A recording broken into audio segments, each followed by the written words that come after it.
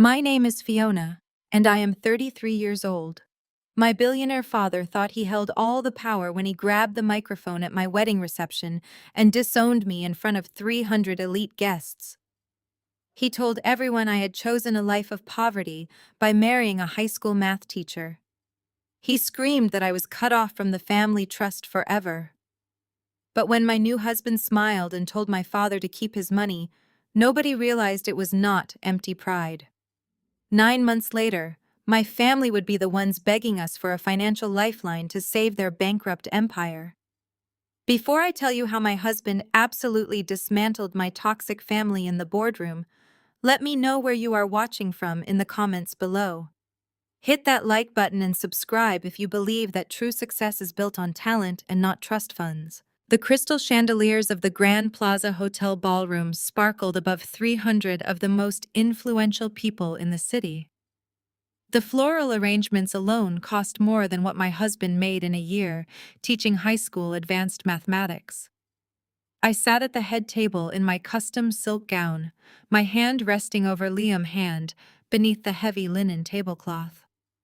Liam looked handsome in a rented tuxedo, completely unfazed by the sea of billionaires, politicians, and socialites surrounding us. He drove a 10-year-old Honda and wore a watch that cost $50, but he carried himself with a quiet dignity that none of the men in my family could ever buy. To my left sat my father, Richard Kensington. He was the arrogant and ruthless chief executive officer of Kensington Global, our family retail empire. For him, a wedding was not a celebration of love. It was a networking event, a corporate merger disguised by white roses and expensive champagne. Next to him was my mother, Beatrice, fixing her diamond necklace and scanning the room to ensure the country club optics were absolutely flawless. She cared more about what the mayor and his wife thought of the appetizers than whether I was actually happy. And then there was my older brother, Preston, the golden child. Preston sat swirling his expensive scotch, looking at Liam with barely disguised contempt. Preston had recently been handed the vice president role on a silver platter, a title he earned by taking full credit for the massive supply chain logistics network I had built from scratch over the last 7 years. I was the one working 70-hour weeks negotiating international shipping routes, but Preston was the one getting the promotions and the massive bonuses. I was the scapegoat, the workhorse expected to stay in the shadows, do the heavy lifting, and follow orders without question. The tension at our table was thick enough to choke on. My parents had vehemently opposed my marriage to Liam from the moment they met him. They demanded I marry an investment banker or a real estate heir, someone who could add immediate financial value to the Kensington portfolio. When I refused to bend to their will, my father demanded that Liam sign an aggressively punitive prenuptial agreement, a restrictive document designed to strip him of any dignity and ensure he could be discarded at any moment with nothing. Liam had politely declined to sign it, and I had backed him up completely. We did not care about the Kensington fortune, we just wanted each other. But my father did not understand love without leverage. To him, our refusal to sign his paperwork was an act of absolute war. The sound of a silver spoon tapping against a crystal champagne flute cut through the low hum of conversation in the ballroom. The 300 affluent guests gradually fell silent, turning their undivided attention to the head table. My father stood up, adjusting his custom-tailored suit jacket. He held the microphone in one hand and his glass in the other. Normally, the father of the bride gives a speech filled with warm anecdotes, childhood memories, and beautiful well-wishes for the new couple. But as I looked up at my father and saw his cold, calculating eyes, a tight knot of pure dread formed in my stomach. I knew Richard Kensington did not do anything without a cruel and strategic purpose. "Thank you all for joining us tonight," my father began, his voice echoing through the massive ballroom speakers. "We are gathered here to witness a significant transition in the Kensington family. For generations, our name has been synonymous with excellence, extreme ambition, and uncompromising standards. We build massive empires. We associate only with the best. We absolutely do not settle for mediocrity." He paused, letting his harsh gaze sweep over the crowd of elite guests before stopping dead on me. I felt Liam squeeze my hand under the table, his thumb rubbing reassuring circles against my skin. Unfortunately, my father continued his tone, dropping into a chilling and serious register. Not everyone in this family respects the legacy we have painstakingly built. As a father, you try to guide your children toward greatness. You provide them with the best education money can buy, the finest opportunities in the world, and a clear path to extraordinary success. But sometimes a child decides to turn their back on all of it. Sometimes they deliberately choose to lower their standards and embarrass the family name. A low murmur rippled through the ballroom. Guests exchanged incredibly uncomfortable glances, shifting in their elegant seats. I looked at my mother Beatrice, hoping she would intervene to stop this public humiliation. Instead, she let out a theatrical, long-suffering sigh and took a slow sip of her red wine, her face arranged in a mask of elegant disappointment. Preston actually smirked, leaning back in his chair and crossing his arms, thoroughly enjoying the spectacle unfolding before him. He loved nothing more than watching me being torn down because it only elevated his unearned status. My father pointed directly at Liam, his expression twisting into a look of pure disgust. My daughter Fiona has decided to marry a high school math teacher, a man who brings absolutely zero value to our family enterprise. A man who flatly refused to sign a standard prenuptial agreement to protect the Kensington assets from his obvious greed. Fiona has chosen a life of poverty and utter mediocrity over the exceptional corporate future I laid out for her. My face burned with intense humiliation as hundreds of eyes stared at us. I could hear the harsh whispers of the socialites sitting at the front tables. I felt completely exposed, stripped bare, and mocked in front of the entire city. I wanted the floor to open up and swallow me whole. I had worked so hard for his approval my entire life, building his company behind the scenes, and this was my reward. I have always maintained that we only do business with people of high caliber. My father announced, his voice rising in volume and frightening intensity. Failures do not belong here. Dead weight is cut loose to save the ship, so let me make this abundantly clear to everyone in this room, and especially to the man sitting next to my daughter. Effective immediately, Fiona is officially cut off from the Kensington Family Trust. She will receive no inheritance. She will receive no financial support of any kind. She has made her bed in the dirt, and now she must lie in it. I officially disown her. Do not expect a single dime of my money to ever fund your pathetic small life. He raised his glass mockingly high in the air. To the happy couple, may you enjoy the poverty you have so desperately chosen. The ballroom was completely dead silent. Nobody clapped. Nobody raised their glasses. The air was suffocatingly tense and heavy. I sat frozen in my chair, the breath completely knocked out of my lungs. My own father had used my wedding day, a day that was supposed to be filled with pure joy and love, to execute a calculated public execution of my character. He wanted to break my spirit. He wanted to see Liam cower in fear and run away out of shame. He wanted me to beg for his financial forgiveness on my hands and knees in front of everyone. I looked over at my mother again, hoping for just a shred of maternal defense, but she just looked away, utterly embarrassed by my life choices. Preston looked like he had just won the lottery, practically vibrating with the joyous realization that he was now the sole and undisputed heir to the entire Kensington empire. I felt a tear threaten to spill over my eyelashes, the weight of a lifetime of being the family scapegoat finally crushing down on me all at once. But then, a calm, steady movement broke my paralysis. Liam stood up from his chair. He did not look angry. He did not look intimidated by the billionaire CEO father or the room full of powerful executives staring him down. He looked entirely at peace. He gently took the microphone from the stand in front of us. He looked around the silent, staring ballroom, his expression perfectly composed and deeply confident. Then he turned his warm, intelligent eyes to my father. My father stood there, a smug, victorious grin plastered across his aging face, waiting for Liam to stumble over his words, apologize, or storm out in humiliating shame. Liam just smiled, a genuine, relaxed smile that reached his eyes and completely baffled my family. "Keep your money, Richard." Liam said, his voice clear, remarkably strong, and echoing perfectly through the massive space. "We do not need it." The microphone fed back with a sharp whine as Liam set it gently onto the table. That single metallic screech was the only sound in the massive ballroom for what felt like an eternity. Then the dam broke. A tidal wave of chaotic whispers flooded the room. Relatives leaned across their centerpiece arrangements, their eyes darting between my father standing rigid with fury and my husband sitting completely relaxed. Richard Kensington had expected a public apology. He had anticipated Liam begging for a fraction of the family wealth. Instead, my father was left holding his crystal flute, looking entirely powerless against a man who simply did not care about his money. The band, unsure of what to do, awkwardly began playing a soft jazz melody. It did not help. The reception immediately turned into a toxic wasteland.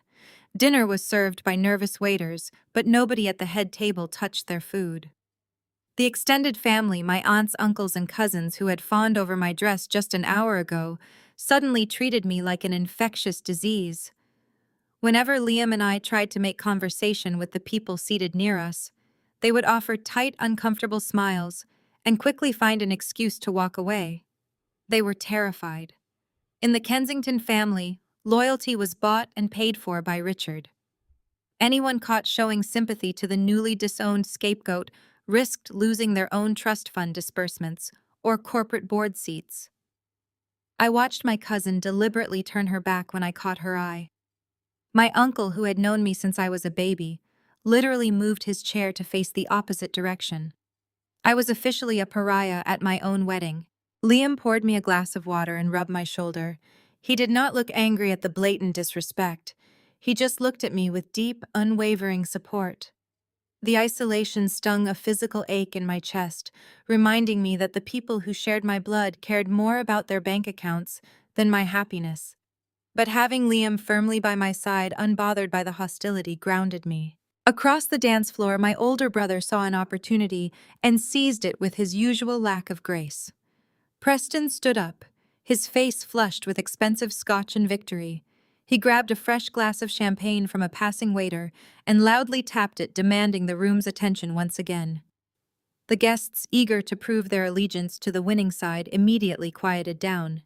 Preston grinned, looking directly at me before turning to our father. "Here is to the future of Kensington Global," Preston announced, his voice booming over the quiet jazz music. "And here is to the people who actually respect the legacy our father built." As the only remaining heir dedicated to growing this empire, I promise to protect our assets from anyone who thinks they can ride our coattails, to loyalty, and to keeping the wealth exactly where it belongs. The room erupted into applause. My mother clapped enthusiastically. My father gave Preston a firm nod of approval. They were toasting to my erasure. They were celebrating the fact that I had been financially and emotionally discarded. Preston drank his champagne, looking incredibly smug, absolutely certain that he had won the ultimate prize. He had the title, the money, and the power. He had no idea how thoroughly he would destroy it all without me running the operations behind the scenes. The suffocating atmosphere of the ballroom became too much to bear. I needed to breathe. I leaned over to Liam, telling him I needed a moment to touch up my makeup and gather my thoughts. He offered to come with me, but I assured him I would only be a minute. I lifted the heavy skirt of my silk gown and navigated through the tables, ignoring the blatant stares and whispered insults from the guests I passed. I pushed open the heavy oak doors of the bridal suite, seeking just a few seconds of silence. I walked over to the vanity mirror, gripping the edges of the marble counter. I stared at my reflection. My eyes were slightly red, but I refused to cry. Crying meant they were winning. Crying meant I believed their money was worth my tears. The suite door clicked shut behind me, the lock engaging with a sharp snap. I turned around to see my mother standing there. Beatrice Kensington looked immaculate, not a single hair out of place, her posture rigid with maternal disapproval.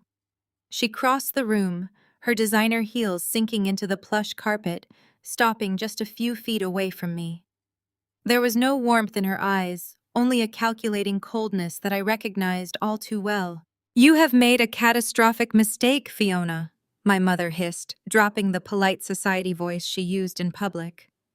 You just threw away your entire future for a man who cannot even afford a decent suit.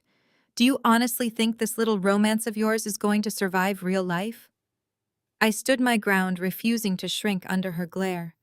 Liam and I have a real-life mother, a life built on actual respect, not fear. My mother let out a sharp, condescending laugh. Respect does not pay for a mortgage in a gated community. Respect does not buy you a seat on the charity boards. You are a fool if you think that man loves you for anything other than the Kensington name. He thought he hit the jackpot when he proposed to you. He thought he was marrying a trust fund. And now that your father has cut you off, how long do you really think he will stay? Her words were designed to plant seeds of doubt to exploit any hidden insecurities I might have. But she fundamentally misunderstood the man I married. He is a gold digger, Fiona. She continued, stepping closer, her voice dropping to a venomous whisper. He is a high school teacher looking for an easy ride. The moment he realizes that you truly have nothing, that you are just a regular struggling woman who has to budget for groceries, he will pack his bags and leave you. You will be divorced, broke, and entirely alone. And when that happens, do not expect us to bail you out. Your father meant what he said. You are dead to this family. I looked at the woman who had given birth to me. For 33 years, she had used guilt, manipulation, and fear to control my siblings and me. She had prioritized country club optics over her daughter's happiness every single time. And in that moment, staring into her cold eyes, I realized I did not feel angry anymore. I just felt an overwhelming sense of pity for her. If Liam leaves me because I do not have a billion-dollar trust fund, then he was never the right man for me anyway. I replied, my voice remarkably calm and steady. But you are wrong about him. You are wrong about everything. You and Dad value money because it is the only thing you have. It is the only reason your friends tolerate you. It is the only reason Preston pretends to respect you. Take away the bank accounts and you have absolutely nothing to offer. Liam and I have something you will never understand. My mother's face flushed a deep, furious red. She opened her mouth to deliver another vicious insult, but the heavy oak doors swung open before she could speak. Liam stood in the doorway. He took one look at my mother's enraged expression and my calm posture, instantly reading the situation. He did not yell. He did not make a scene. He simply walked over to me and gently took my hand. "Are you ready to go home, Mrs. Hayes?" he asked, his voice warm and entirely unbothered by my mother's presence. I looked at him, feeling a sudden immense surge of clarity. "Yes," I said. "I am completely ready." My mother scoffed as we walked past her. "You cannot leave your own wedding early. People will talk. Let them talk," Liam replied without breaking his stride. "We have better things to do than sit in a room full of people who do not know how to celebrate my wife." We walked out of the bridal suite, ignoring my mother's indignant protests. We did not return to the ballroom to say goodbye. There was no one left in that room who deserved our courtesy. We walked straight out of the Grand Plaza Hotel, past the confused valet attendants and the line of luxury black cars waiting for the elite guests. The cool evening air hit my face, carrying away the suffocating tension of the reception. We walked 2 blocks down the street to where Liam had parked his 10-year-old Honda. The paint was chipping on the hood, and the passenger side door always required an extra hard push to close properly. As Liam opened the door for me, carefully helping me gather the heavy layers of my silk wedding gown so they would not drag on the pavement, I felt a sudden, sharp sting of rejection. It was painful to be discarded by the people who were supposed to love me unconditionally. It hurt to know my father would rather humiliate me than support me, and that my mother would rather see my marriage fail than admit she was wrong. But as Liam slid into the driver's seat and started the engine, the rattling hum of the old car filling the quiet street, the sting of rejection rapidly dissolved. In its place, a profound and intoxicating relief washed over my entire body. I looked at Liam, illuminated by the streetlights, his hands gripping the worn steering wheel. I was no longer a Kensington. I was no longer the family scapegoat burdened by the impossible task of keeping their corporate empire afloat while receiving none of the credit. I was no longer bound by their toxic expectations or their manipulative conditional love. I was completely free. We drove away from the glittering hotel, leaving the billionaires, the fake friends, and my toxic family behind us in the rearview mirror. I reached across the center console and placed my hand over Liam. He intertwined his fingers with mine, keeping his eyes on the dark road ahead. We did not need their money. We had everything we needed right here in this old beat-up car. And neither of us had any idea just how drastically the tables were about to turn. The city lights blurred past the windows as we drove further away from the downtown core. The silence in the car was not heavy or awkward. It was comfortable and deeply healing. For years, my mind had been a constant storm of anxiety, constantly calculating logistics, managing supply chain disasters caused by my brother, and trying to anticipate my father's explosive temper. Tonight, for the first time in my adult life, my mind was quiet. I leaned my head against the cool glass of the passenger window, watching the familiar streets of my hometown pass by. I thought about the massive fortune I had supposedly just forfeited. Billions of dollars in corporate assets, real estate holdings, and liquid trust funds. Any normal person would be terrified to lose that kind of financial safety net. But that money had never been a safety net. It had always been a cage. It was a weapon they used to keep everyone perfectly in line. By disowning me publicly, my father thought he was breaking me. He thought he was teaching me a lesson about power and control. But he had actually given me the greatest gift possible. He had severed the chains himself. He had handed me the ultimate permission to build a life entirely separate from their toxic empire. Liam glanced over at me, a soft, reassuring smile on his face. He did not ask if I was okay. He knew I was. We pulled up to the small, modest apartment building where Liam lived, the place that would now be our shared home. There was no security gate, no manicured landscaping, no marble entryway. Just a simple brick building on a quiet, tree-lined street. As we walked up the stairs to the second floor, still wearing our formal wedding attire, I felt a deep sense of peace settle into my bones. The Kensington family thought they had won tonight. They thought they had discarded the weakest link. They had absolutely no idea what was coming. They had no idea that they had just thrown away the only person capable of keeping their sinking ship afloat. And they certainly had no idea who my husband truly was behind his humble teacher facade. I unlocked the door to our apartment, stepping into our new life, ready for whatever came next. Monday morning arrived with the harsh sunlight streaming through the uncurtained windows of our modest apartment. I woke up before the alarm went off. 7 years of corporate conditioning at Kensington Global had wired my brain to snap to attention at 5 in the morning. For a brief second, I forgot about the wedding reception.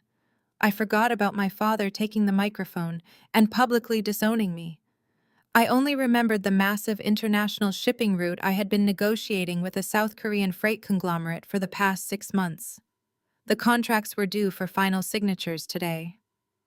I slipped out of bed quietly so I would not wake Liam. I walked into the small second bedroom we used as a shared home office. I sat down at my desk, taking a deep breath of the crisp morning air. I opened my laptop and navigated to the Kensington Global Employee Portal. I typed in my credentials with rapid muscle memory. My fingers flew across the keyboard, entering the complex password I updated every 30 days. I hit the enter key and waited for the familiar dashboard to load. Instead, the screen flashed a bright red error message: invalid credentials. I frowned, staring at the screen. I tried again, assuming I had made a typo in my pre-coffee haze. I typed slower, ensuring every letter and number was perfectly accurate. I hit enter again. The same red text glared back at me. Access denied. Please contact your system administrator. A cold feeling washed over my chest. I reached for my cell phone to call the IT department, assuming there was a server glitch. As soon as I unlocked my phone, a text message notification popped up on my screen. It was from my older brother, Preston. I tapped the notification, opening the message thread. The text was short and dripping with his signature arrogance. Dad gave me your division. Your corporate accounts are permanently deactivated. Focus on being a teacher wife. I stared at the glowing screen for a long time. The audacity of his message was staggering. They had not just cut me off from the family trust fund. They had completely erased me from the company I spent my entire adult life building. I was the director of supply chain. I was the only person who understood the intricate mathematical framework that kept our international shipping flowing without catastrophic delays. My father had handed the keys to a billion-dollar logistics network to a man who did not even know how to properly format a basic spreadsheet. The door to the home office creaked open. Liam walked in holding 2 steaming mugs of black coffee. He wore a pair of worn gray sweatpants and a faded college t-shirt. He looked relaxed and perfectly content. He set a mug down on my desk and noticed the glowing red error message on my laptop screen. He glanced at my cell phone sitting next to the keyboard. I did not have to say a word. He read the text message from Preston and let out a soft, humorless laugh. He leaned against the edge of my desk, crossing his arms. "They actually locked you out," he said, his voice laced with mild disbelief. "I thought your father was a ruthless businessman. Handing your division to Preston is corporate suicide." I grabbed the nearest cardboard box I had brought from the grocery store yesterday. I opened the desk drawer and started pulling out anything with the Kensington Global logo. I threw a stack of branded notebooks directly into the box. "Corporate suicide is exactly what it is," I said, my voice tight with a mixture of anger and disbelief. "I spent 7 years building the proprietary algorithms that keep that company profitable. When I took over the supply chain division, we were losing millions in delayed freight and inefficient warehousing. I redesigned the entire global network from the ground up. I personally negotiated the contracts with the port authorities in Shanghai and Rotterdam. I built the predictive modeling system that anticipates supply shortages before they happen." I yanked a stack of printed logistical maps off my corkboard and tossed them into the box. Liam watched me pack, sipping his coffee with quiet intensity. "And what exactly was Preston doing while you were building that predictive modeling system?" Liam asked knowingly. He already knew the answer, but he knew I needed to vent. I needed to expel the toxic frustration that had been building inside me for over a decade. "Preston was in Ibiza," I said, grabbing a handful of customized Kensington pens and throwing them away. "He spent his 20s blowing through his trust fund on absolutely ridiculous investments. Do you remember his luxury dog food delivery app that went bankrupt in 3 months? My father bailed him out to the tune of $2 million. Then there was his premium bottled water brand that faced multiple lawsuits for using contaminated municipal tap water. Every single time Preston failed, my father simply wrote a massive check and swept the embarrassment under the rug. And now my father has rewarded a lifetime of gross incompetence by handing Preston the most vital division in the entire corporate empire." I pulled open the bottom drawer of my filing cabinet. It was packed with hard drives containing backups of my logistical research. I gathered them in my arms and walked over to Liam. I handed the hard drives to him. "Wipe these clean," I instructed firmly. "Erase every single trace of Kensington Global from these drives. They do not get to keep my personal research notes. If Preston is the new director of supply chain, he can figure out how to optimize the European distribution hubs himself. I am not leaving them a roadmap to my intellectual property." Liam took the hard drives with a nod of absolute respect. He set his coffee mug down and placed the drives securely on his own desk. "He will not be able to figure it out," Liam said, his voice carrying a dark certainty. "Logistics is pure mathematics, Fiona. It is dynamic problem-solving and variable tracking. Preston struggles with basic addition. He relies completely on charisma and expensive suits to mask his utter lack of substance. Your father values obedience over competence, and that blind spot is going to sink their entire ship." I sank into my desk chair, rubbing my temples. The sudden lack of responsibility felt heavy and disorienting. For 7 years, my phone had rung constantly with international emergencies, freight delays due to terrible weather in the Pacific Ocean, customs disputes at the borders, labor strikes at the regional warehouses. I was the ultimate problem solver. I was the invisible glue holding the Kensington fortune together. Now my phone was completely silent. The quiet was deafening. I felt a sudden sharp pang of grief, not for my family, but for the incredible work I had accomplished. They are going to ruin everything I built, I said softly. Preston does not understand the delicate balance of the international shipping routes. He does not know that the South Korean conglomerate requires extremely specific communication protocols to avoid contract disputes. He is going to walk into those meetings with his arrogant smirk and demand cost-cutting measures that will instantly sever our most crucial partnerships. He's going to look at the predictive algorithm and think it is a magic machine that runs itself. He will change a single variable to save a few $1,000s and inadvertently strand 50 shipping containers in the middle of the ocean. Liam walked over and placed his hands on my shoulders. His touch was warm and grounding, anchoring me to the present reality. "Let them ruin it, Fiona," he said gently. "It is not your responsibility anymore. You are no longer the Kensington family scapegoat. You do not have to clean up Preston disasters. You do not have to tolerate your father verbal abuse just to ensure the employees at the warehouses get their paychecks on time. You are completely unburdened. They made their choice at the wedding reception. They chose ego over excellence. Now they get to experience the natural consequences of that choice." I looked up at him, seeing the genuine admiration in his eyes.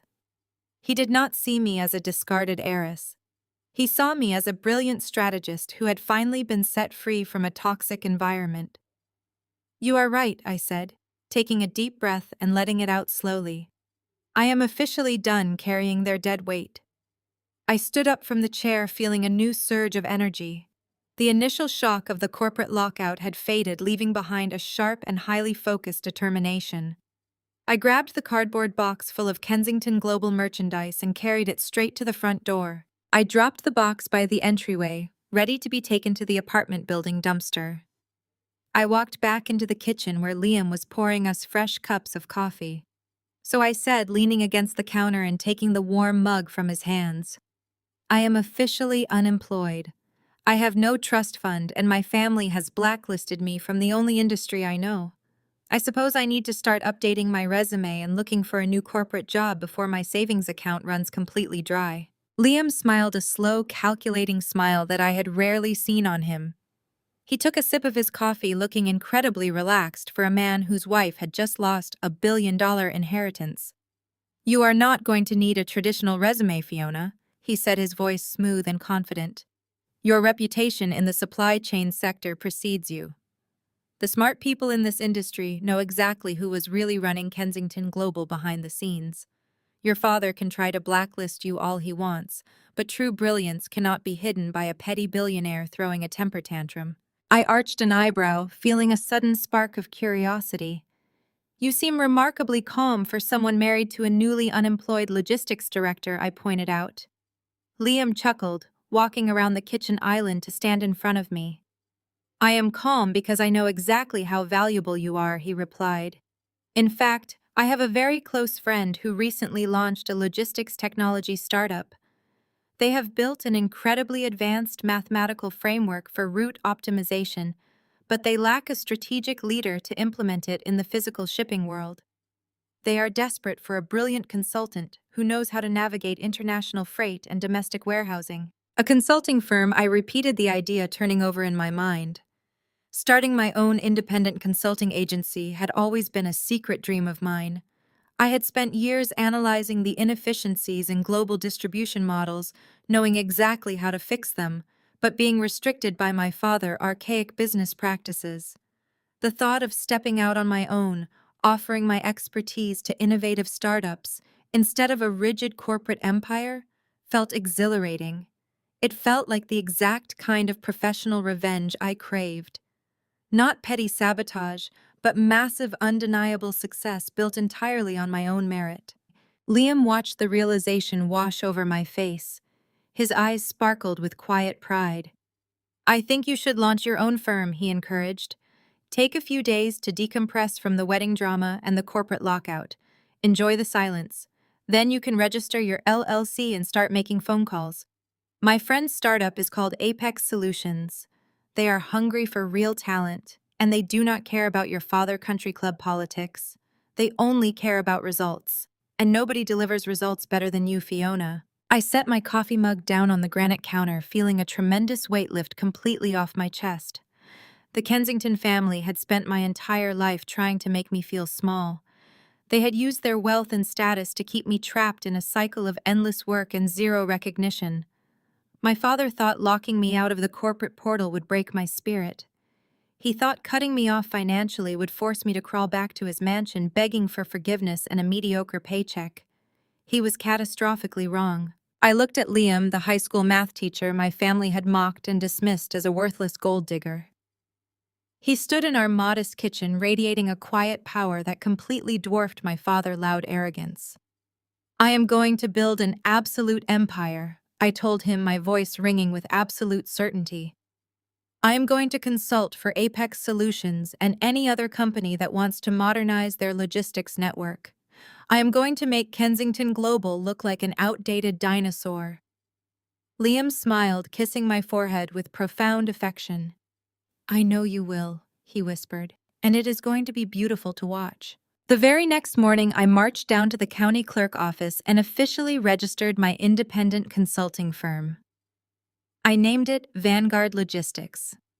I poured my energy into designing a sleek website, drafting service proposals, and organizing my vast network of international contacts. For the first 2 weeks, the momentum was absolutely intoxicating.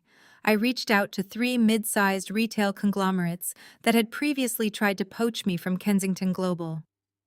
Because they knew my reputation and the exact value I brought to the table, all 3 companies immediately requested proposal meetings. I walked into those boardrooms with nothing but a laptop and my brilliant track record. By the end of the second week, I had verbal agreements from all 3 CEOs. They were eager to sign retainer contracts that would guarantee my financial independence for the next 5 years. I went home that Friday feeling invincible. I opened a bottle of cheap champagne with Liam in our tiny kitchen, celebrating the fact that I had successfully rebuilt my professional foundation without a single dime of Kensington money. But my billionaire father was not a man who accepted defeat gracefully. Richard Kensington viewed my independence as a direct threat to his absolute authority. If he could not control me with his wealth, he was determined to starve me out of the industry entirely. The sabotage began on a Tuesday morning. I was sitting at my desk reviewing the final contract draft from a Seattle-based clothing retailer when my phone rang. It was their chief operating officer. His voice was strained, completely lacking the enthusiastic warmth he had shown during our pitch meeting just 4 days prior. He awkwardly cleared his throat and informed me that they were going in a different direction. When I pressed him for a reason, citing the highly customized distribution strategy I had already built for them, he became incredibly evasive. He muttered something about unforeseen budget constraints and abruptly hung up the phone. I stared at the screen, a cold knot of anxiety forming in my stomach. Budget constraints made absolutely no sense. My consulting fee was a fraction of what they were currently losing in warehouse inefficiencies. 2 hours later, my second client backed out. The logistics director of a national sporting goods chain sent me a brief, sterile email withdrawing their letter of intent. He did not even have the professional courtesy to call me. By Wednesday afternoon, the third and final contract evaporated. This time I refused to be brushed off. I called the CEO directly. She had been a mentor figure to me early in my career, and I knew she respected my work. When she answered the phone, she sounded deeply uncomfortable. I demanded the truth. I needed to know if my proposals were flawed or if I had missed some massive shift in the market. She let out a heavy sigh, the sound of a woman forced to play a game she despised. "Fiona," she said softly, her voice laced with genuine pity, "your proposal was flawless. It would have saved us millions. But your father called our board of directors yesterday morning. He made it explicitly clear that any company doing business with Vanguard Logistics would find themselves permanently blacklisted by Kensington Global and all of its subsidiary partners. He threatened to sever our existing vendor contracts. We simply cannot afford to lose the Kensington account." "I am so sorry. He told us you were going through a severe mental health crisis and that doing business with you was a massive liability." The phone slipped from my ear. I ended the call and placed the device face down on my desk. My hands were shaking with a rage so profound it stole the breath directly from my lungs. Richard had not just fired me. He had weaponized his billion-dollar empire to actively destroy my reputation. He was calling my former colleagues the people who respected me and painting me as an unstable, unreliable liability. He was suffocating my new business in its crib. He wanted me desperate. He wanted me to watch my savings account drain to zero so I would have no choice but to crawl back to his mansion and beg for my old job back. He wanted Liam to see that marrying me brought nothing but absolute ruin. I sat in the quiet home office for hours, watching the afternoon sun cast long shadows across the floor. The initial surge of adrenaline faded, leaving behind a crushing, heavy exhaustion. I had fought so hard to escape the Kensington cage, only to realize my father held the keys to the entire industry. How was I supposed to build an independent firm when my own flesh and blood was threatening to financially ruin anyone who hired me? The sheer scale of his cruelty was breathtaking. He was willing to damage his own professional relationships just to ensure I failed. When Liam came home from the high school that evening, he found me sitting on the living room floor surrounded by printed contracts that were now entirely worthless. He dropped his briefcase by the door and immediately knelt beside me. I did not cry. I was too furious to cry. I just handed him the sterile rejection email from the sporting goods chain and repeated the conversation I had with the CEO. I told him how my father was systematically calling every major player in the supply chain sector, threatening them with corporate retaliation if they dared to sign a contract with Vanguard Logistics. I expected Liam to look worried. I expected him to panic about our impending financial reality. We had a lease to pay groceries to buy, and my savings would only last a few more months if I did not secure a client. Instead, Liam simply read the email, folded the paper perfectly in half, and set it aside. His calm demeanor was completely unshakable.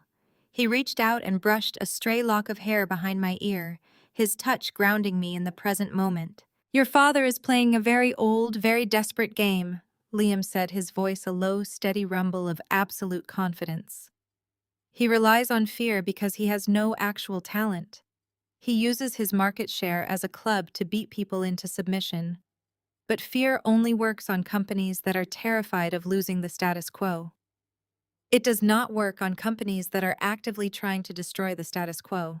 I looked up at him, my frustration bubbling over. Liam, he controls the entire physical retail market. Every shipping company, every warehouse operator, every freight forwarder relies on Kensington Global contracts to stay profitable. If he blacklists me, I am essentially a ghost. I cannot consult for companies that are terrified my father will bankrupt them in retaliation.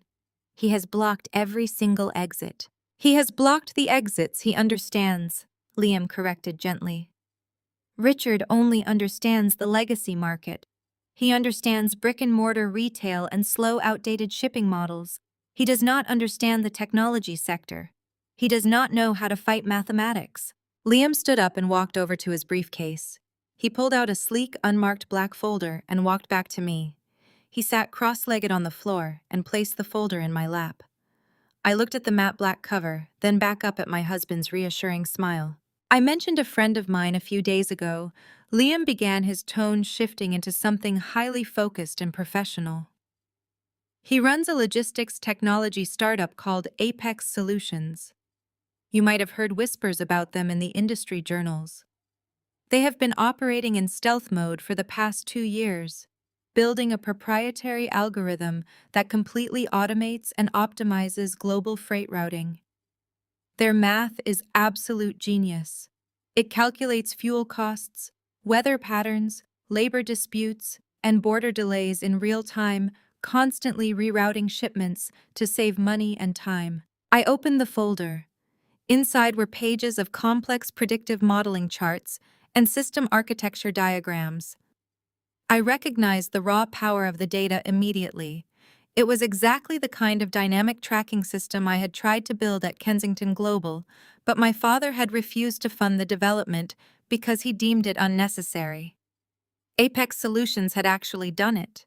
They had built the holy grail of supply chain management, "This is incredible," I whispered, scanning a chart that showed a 40% reduction in fuel waste across a simulated Pacific shipping route. If this algorithm actually works in the real world, it would completely revolutionize the freight industry. It would make traditional logistics models entirely obsolete. "It works perfectly in the simulation," Liam said, tapping his finger against the page. "But that is their biggest problem right now. The founders are brilliant mathematicians and software engineers. They know how to write flawless code, but they do not know how to talk to dock workers in Singapore.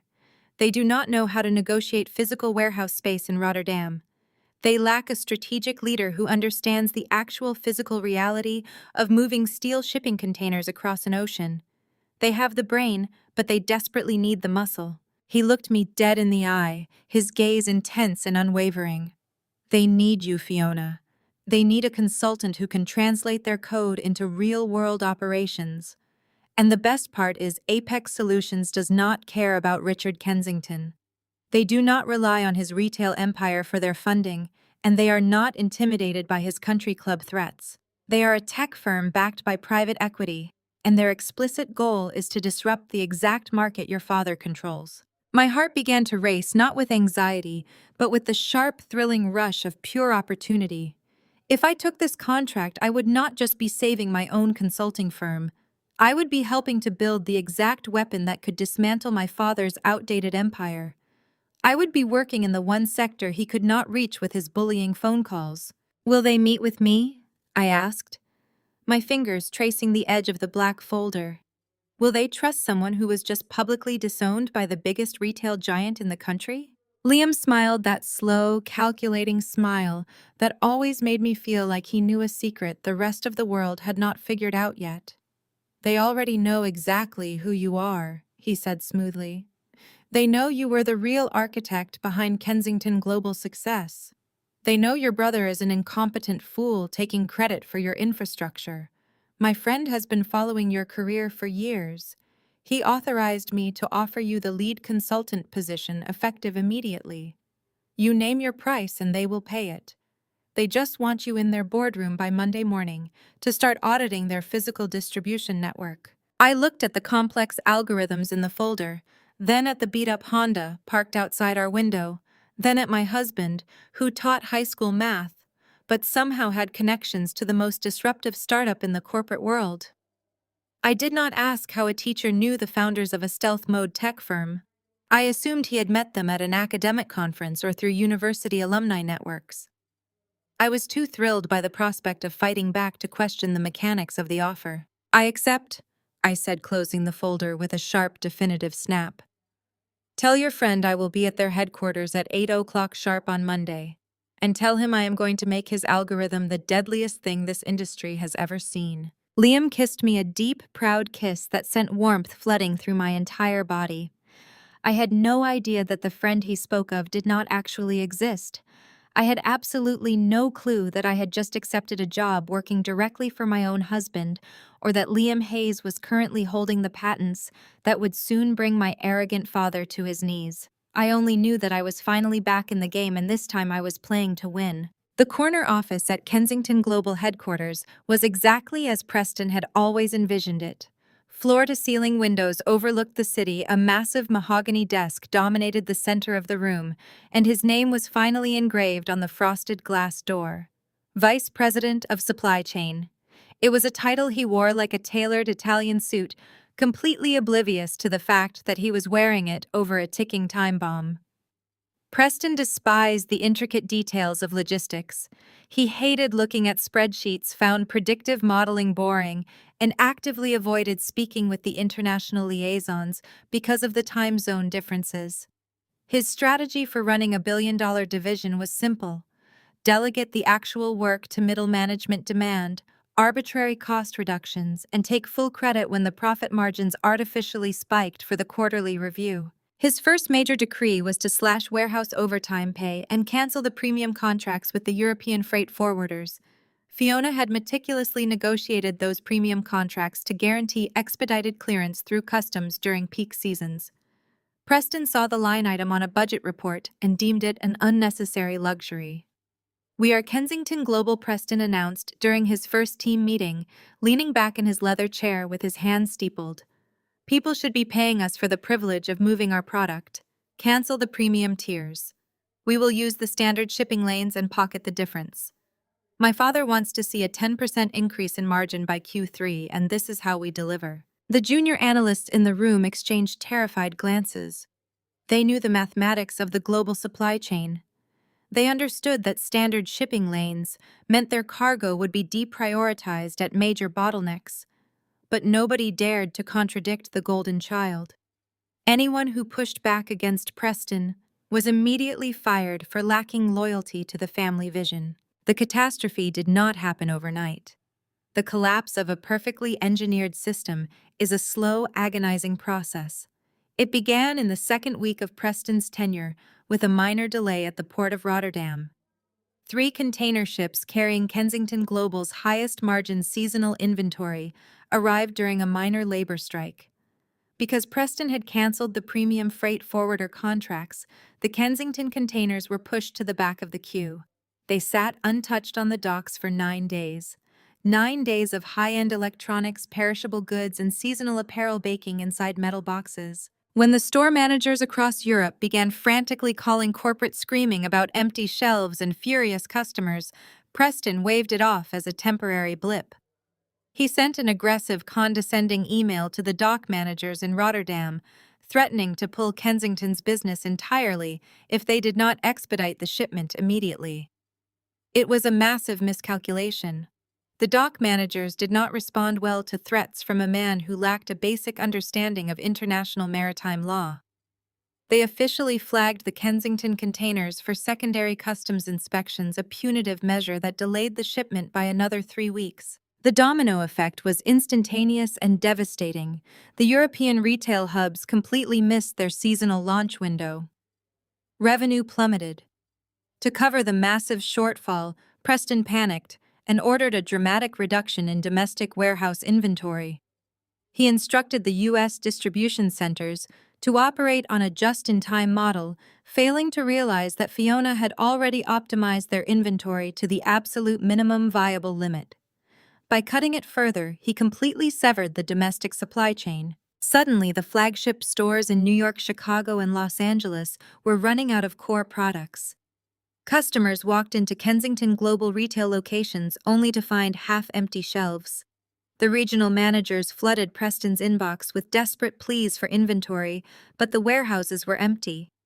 The manufacturers in Asia had halted production because Preston, in another brilliant cost-cutting maneuver, had decided to extend their payment terms from net 30 to net 90 days without negotiating. The international vendors simply froze Kensington's accounts and stopped loading the ships. Preston sat in his corner office, the mahogany desk now buried under red-flagged financial reports. His customized designer suit suddenly felt very tight. Kensington Global was hemorrhaging money at an absolutely alarming rate. They were losing millions of dollars a day in unrealized sales and catastrophic late fees. The quarterly board meeting was approaching, and his father Richard was expecting a triumphant presentation on increased profit margins. Instead, Preston was staring down a fiscal abyss. He began desperately shifting numbers around on spreadsheets, hiding the massive international losses in obscure subsidiary accounts, hoping he could plug the holes before Richard or the board noticed the ship was actively sinking. He had no idea how to fix the broken supply lines because he had never understood how they worked in the first place. He was entirely dependent on a system he had already destroyed. While Preston was actively dismantling the Kensington empire, I was sitting in the sleek, minimalist boardroom of Apex Solutions, staring at a holographic projection of global shipping routes. The contrast between my former corporate prison and this innovative tech startup was staggering. There were no mahogany desks or country club politics here. The Apex team operated on pure raw intelligence. The founders of Apex had built a predictive algorithm that was nothing short of miraculous. It analyzed millions of data points per second, weather patterns, geopolitical instability, fuel price fluctuations, and local traffic congestion. It could reroute a shipping container mid-ocean to save thousands of dollars and shave days off a delivery schedule. But as Liam had predicted, their algorithm was struggling to translate its genius into physical reality. The math was perfect, but the actual dock workers, warehouse managers, and truck drivers did not communicate in binary code. They communicated in relationships, contracts, and physical logistics. That is where I came in. I spent my first 2 weeks at Apex completely tearing down their physical distribution model. I worked 15-hour days fueled by a potent mixture of espresso and the thrilling realization that I was finally being allowed to unleash my full capability. I called in favors from my vast network of international contacts.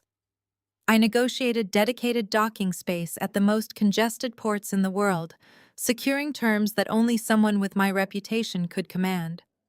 I designed a customized translation matrix that converted the Apex algorithm's complex routing adjustments into simple, actionable instructions for the ground crews. I bridged the gap between silicon and steel. I took their brilliant theoretical math and turned it into an unstoppable physical force. During a critical presentation in my 3rd week, I stood before the entire Apex executive team. The CEO, a brilliant but socially awkward software engineer named David, watched me intently. I pulled up the real-time tracking data on the massive display screen. I demonstrated how my newly implemented physical protocols had synced perfectly with their algorithm. We had completely bypassed a massive bottleneck at the Port of Los Angeles, rerouted the freight through a secondary hub in Oakland, and delivered the cargo to distribution centers across the Midwest 3 days ahead of schedule, reducing overhead costs by 22%. The boardroom was silent for a moment as the executives absorbed the sheer magnitude of the data. Then David stood up and started clapping. It was not polite corporate applause, it was genuine, profound respect. The rest of the team followed suit. I felt a flush of pure, unadulterated pride. This was not about appeasing a narcissistic father or covering up a brother's incompetence. This was about measurable, undeniable excellence. I had finally found a professional home where my brilliance was not just tolerated but celebrated and weaponized. Apex Solutions did not just enter the market, they absolutely obliterated it. With their flawless algorithm finally matched by an equally flawless physical distribution network, they began swallowing up market share at a terrifying speed. Retail giants and manufacturing conglomerates who were exhausted by the delays and inefficiencies of legacy logistics providers began flocking to Apex. We were offering them faster shipping, cheaper rates, and unprecedented reliability. And as Apex surged, Kensington Global bled. The industry is small and word travels incredibly fast. The major players knew that Kensington's supply chain was collapsing under Preston's management. They also knew that Vanguard Logistics, the independent firm run by the brilliant Fiona Kensington, was the strategic force behind Apex Solutions' sudden dominance. Companies that Richard had previously threatened with blacklisting if they hired me were now actively breaking their contracts with Kensington Global to sign exclusive distribution deals with Apex. My father's empire was rapidly losing its most lucrative accounts to the very startup I was building. The market share was shifting, a massive transfer of wealth and power driven entirely by competence and mathematics. Apex was becoming the undisputed titan of the industry, and I was steering the ship blissfully unaware that my husband was the one who had built the engine. 6 months. That was exactly how long it took for the absolute silence to break. For half a year, my phone had been beautifully, peacefully quiet regarding anything related to the Kensington family. In that time, I had transformed Apex Solutions from a brilliant theoretical algorithm into an unstoppable physical juggernaut. We were dominating the global logistics market. The industry journals were buzzing about the mysterious Vanguard logistics consultant who had weaponized Apex software, though my father and brother remained completely ignorant of my involvement. They were too busy drowning in their own incompetence to read the trade magazines.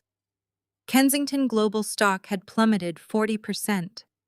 Their European distribution hubs were paralyzed. The financial cliff was no longer a distant threat, but an immediate, terrifying reality for them. I was sitting in my corner office at Apex headquarters, reviewing a newly optimized freight contract for a major electronics manufacturer when my cell phone vibrated on the glass desk. I did not recognize the number at first. It was a blocked caller ID. I assumed it was a persistent vendor and answered with my standard professional greeting. "Fiona, please do not hang up." The voice on the other end made the blood freeze in my veins. It was my mother. Beatrice Kensington had not spoken a single word to me since she hissed venomous insults in the bridal suite of the Grand Plaza Hotel. Now her voice was trembling thick with manufactured emotion and carefully calibrated desperation. "Mom," I said, keeping my tone perfectly neutral. "It has been 6 months. Why are you calling from a blocked number?"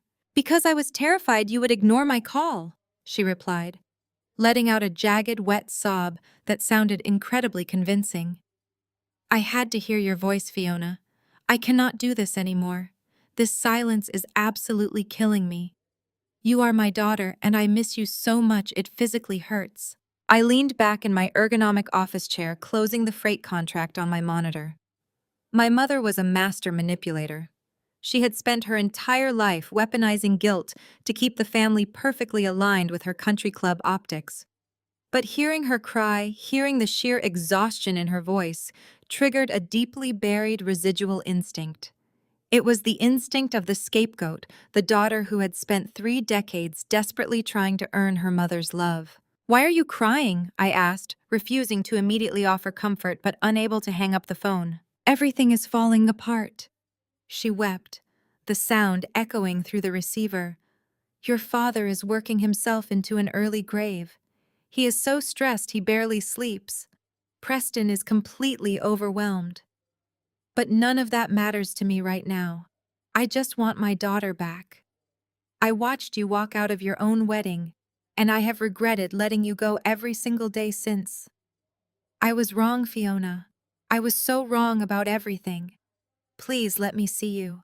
Let me look at your face and apologize properly." An apology.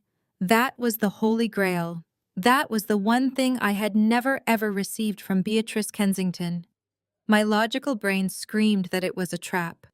It screamed that Kensington Global was actively collapsing and my mother was only calling because they were desperate.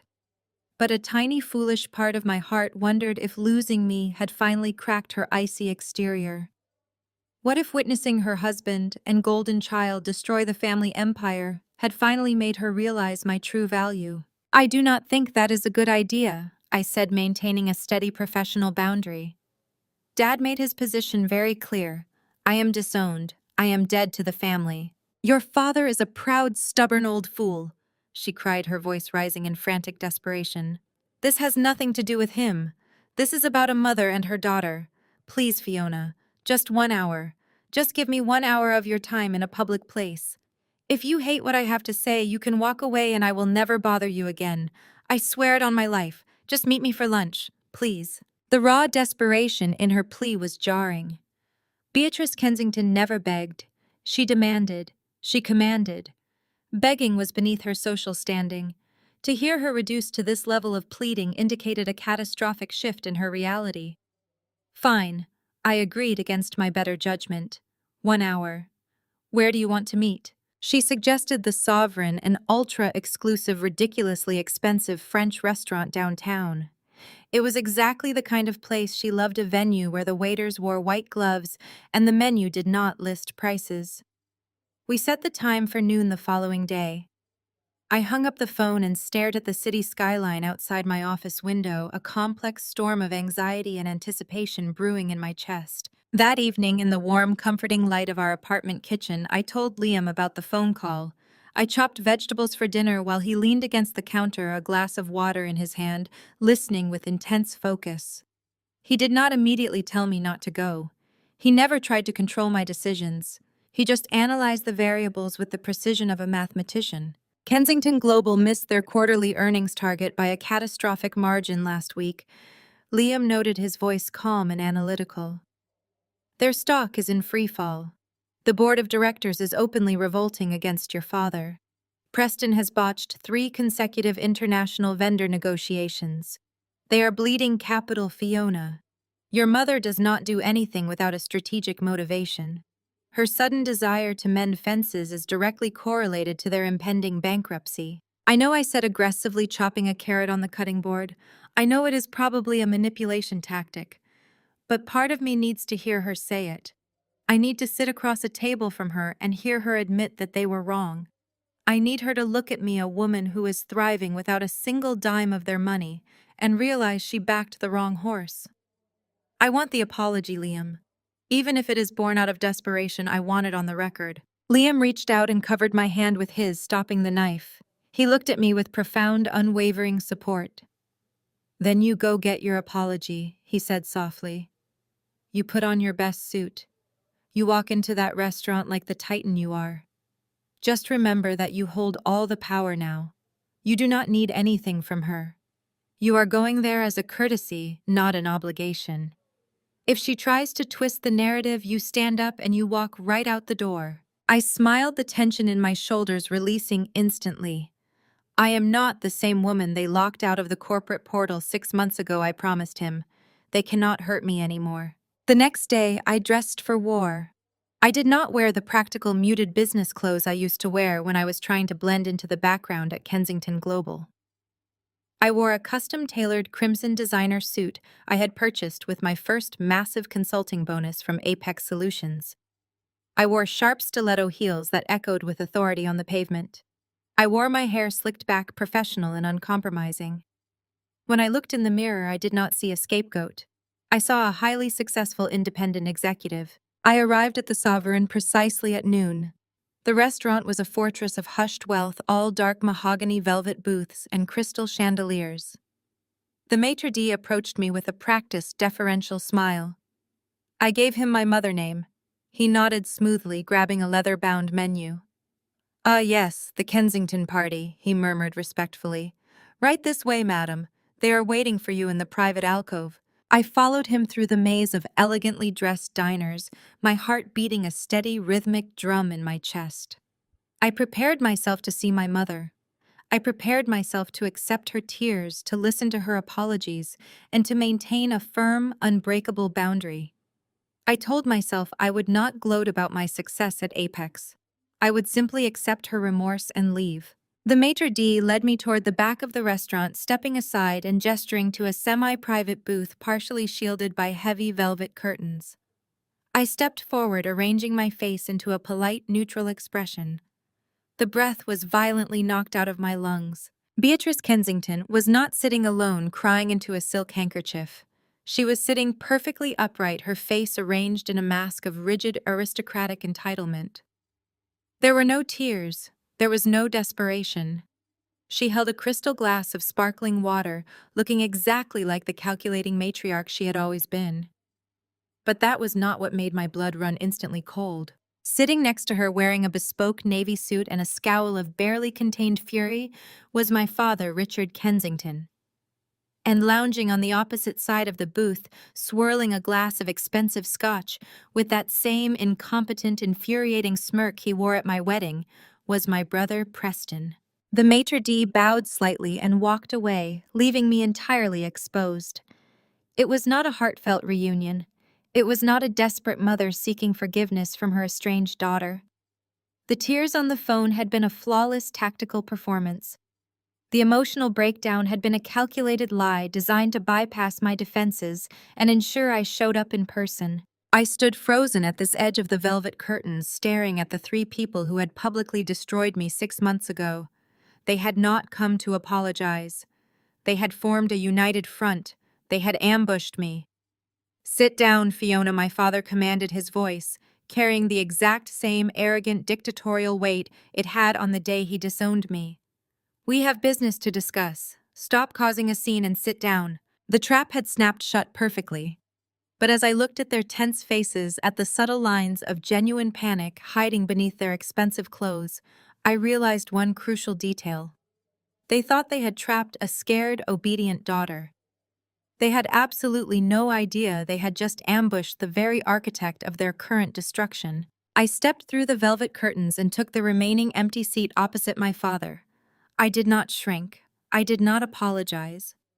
I smoothed the skirt of my crimson suit and looked directly into Richard Kensington's eyes. He looked terrible. The arrogant posture was still there, but the dark circles under his eyes and the tightness around his jaw betrayed his profound exhaustion. My mother reached across the table, attempting to touch my hand with a sickeningly sweet smile. I pulled my arm back, resting it comfortably on the armrest. "Let us skip the theatrical pleasantries," I said, my voice cutting through the quiet hum of the restaurant. "You staged an emotional breakdown on the phone to lure me here. You brought the entire executive board of your failing company to a lunch reservation. So, Richard, tell me exactly what you want." My father bristled at the use of his first name. He was used to titles.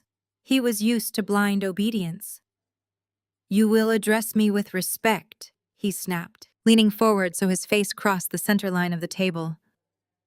"You are still my daughter." I let out a sharp, genuine laugh. "No, I am not.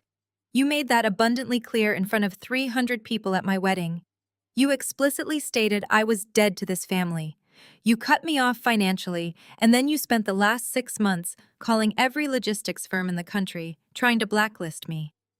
You do not get to claim fatherhood when it suddenly suits your corporate agenda." Beatrice let out a dramatic sigh, fluttering her manicured hands in the air.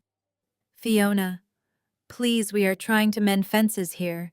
Your father and I have realized that perhaps we were a bit hasty at the reception. Families should stick together during difficult times." "Difficult times," I repeated, raising an eyebrow. "Is that what we are calling Preston catastrophic supply chain management these days?" Preston slammed his glass of scotch onto the table. The amber liquid splashed over the rim, staining the pristine white tablecloth. "Watch your mouth," he snarled. "I am dealing with unprecedented global shipping bottlenecks. The entire industry is suffering right now." "Not the entire industry," I corrected smoothly, maintaining my total composure. "Just Kensington Global. Because you canceled the premium freight forwarder contracts I negotiated, and you alienated the port authorities in Rotterdam. You are not dealing with unprecedented bottlenecks, Preston. You are dealing with your own profound stupidity." Richard held up a hand, silencing Preston before my brother could shout another insult. "Enough," my father commanded. He fixed his cold, calculating gaze on me. "We did not bring you here to argue about past administrative decisions. We brought you here to offer you a way back into the fold. Kensington Global is willing to overlook your recent insubordination. We are prepared to offer you a position as a junior logistics coordinator. You will report directly to Preston. The salary is $60,000 a year, and you will not have any executive authority." I stared at him, genuinely astounded by his absolute delusion. 6 months ago, I was the director of supply chain, making 5 times that amount, effectively running his entire physical infrastructure. Now, after he had tried to destroy my career, he was offering me an entry-level position working underneath the brother who is currently burning the company to the ground. "And what exactly do I have to do to earn this incredibly generous demotion?" I asked, my voice dripping with pure sarcasm. My father did not detect the sarcasm. He thought he was throwing me a lifeline. "You will immediately hand over the contact information and operational protocols for your new international shipping liaisons," he stated, laying his cards flat on the table. "We know you have secured dedicated docking space in Los Angeles and Rotterdam. We know you have a network of independent freight forwarders who are bypassing the current delays. You will integrate those contacts into Kensington Global operations by the end of the week." I looked at my mother, who was nodding encouragingly, as if this was a wonderful family reunion. I looked at Preston, who was glaring at me with entitled expectation, and then I looked at my father, the billionaire who had tried to crush me, now demanding I hand over my hard work to save his reputation. "No," I said simply. My father blinked. "What do you mean, no?" "I mean absolutely not. I am not handing over my international contacts. I am not taking a junior position. I am not saving your sinking ship. My contacts belong to my independent consulting firm. They are proprietary assets. You cannot afford them, and even if you could, I would never sell them to you." Preston's face turned a mottled, furious red. "You ungrateful brat," he shouted, no longer caring who heard him in the exclusive restaurant. "You owe us those contacts. You built that network using Kensington resources years ago. It belongs to us." "No, Preston, it belongs to me." I fired back, leaning across the table and matching his intensity. Because I am the one who built the relationships. I am the one who bothered to learn the names of the dock managers. You treat everyone like garbage, which is why your containers are currently rotting in international waters. Preston lost whatever shred of self-control he had left. Pure panic overrode his arrogance. "You have to give us those routes," he yelled, his voice cracking with desperation. "You do not understand what is happening. The board of directors is threatening to remove Dad. We are bleeding capital every single day. If we do not secure a massive logistical partnership by the fourth quarter, we are going to face corporate bankruptcy. We are dead in the water if we cannot get a meeting with Apex Solutions." The moment the words left his mouth, the entire velvet booth went dead silent. Richard turned to Preston with a look of murderous fury. He had just revealed their ultimate weakness. Beatrice covered her mouth with her hand, realizing the tactical disaster that had just occurred. But I sat there, my heart hammering against my ribs, a thrilling rush of pure adrenaline surging through my veins. Apex Solutions. They were facing bankruptcy unless they secured a partnership with Apex Solutions. My family had just confessed that their entire corporate survival hinged on securing a deal with the very company I was secretly running. They needed Apex, and Apex was me. I looked at my father, watching the color drain from his face as he realized how much power they had just handed me. "You need Apex Solutions," I repeated, testing the words on my tongue, savoring the delicious irony of the situation. "The logistics titan that is actively stealing all your market share. You think a junior coordinator bringing in a few shipping contacts is going to save you from them?" Richard tried to recover his dominant posture, straightening his tie with trembling fingers. "That is classified corporate strategy," he snapped. Preston misspoke. "We are perfectly fine. We simply want to expand our network." "It is too late for lies, Richard," I said, standing up from the plush velvet booth. I smoothed my crimson jacket, looking down at the three of them. "You ambushed me today because you are absolutely terrified. You thought you could throw me a crumb, steal my resources, and patch the massive holes in your sinking ship. But you are vastly underestimating the storm that is coming for you." I reached into my designer purse and pulled out a crisp $100 bill. I dropped it onto the pristine white tablecloth right next to my father's sparkling water. "That is for my glass of water," I said, my voice echoing with icy finality. "You can cover the rest of the bill. It seems you need to get used to paying for your own mistakes." Beatrice reached out, her facade completely crumbling as real panic set in. "Fiona, please do not do this. You are our daughter. We need you." "I am not your daughter," I replied, looking her dead in the eye. "I am a highly successful independent executive, and we only do business with people of high caliber. Failures do not belong here." I turned my back on the Kensington family and walked out of the private alcove. I did not look back as I strode through the elegant dining room, my stiletto heels clicking a victorious rhythm on the marble floor. I left them sitting in the wreckage of their own ambush, paralyzed by the impending doom of their fourth quarter deadline. They thought they were hunting me, but they had just walked directly into my trap. And I was going to ensure that Apex Solutions swallowed them whole. I pulled out my phone as I exited the restaurant, immediately dialing Liam number, ready to set the final stage of their absolute destruction. The afternoon sun felt brilliantly warm against my skin as I stepped onto the bustling city pavement. I hailed a passing taxi, slipping into the back seat with a triumphant smile. My father's arrogant empire was finally crumbling to dust, and I was holding the absolute heaviest sledgehammer. It was time to finish this corporate execution once and for all. I watched the restaurant fade in the distance, feeling more powerful and untouchable than I ever had in my entire life. The sheer desperation radiating from Kensington Global Headquarters was palpable across the entire industry. Richard Kensington, a man who had spent 3 decades demanding absolute deference from his peers, was suddenly reduced to begging for a meeting with a startup that did not even exist 2 years ago. The rapid collapse of his supply chain division under Preston's catastrophic mismanagement had triggered a financial avalanche. The board of directors, previously a rubber stamp committee composed of Richard's golfing buddies, had officially turned on him. They had issued a devastating ultimatum: secure a massive logistical partnership by the end of the fourth quarter, or face immediate removal as CEO and forced bankruptcy restructuring. Apex Solutions was their only remaining lifeline.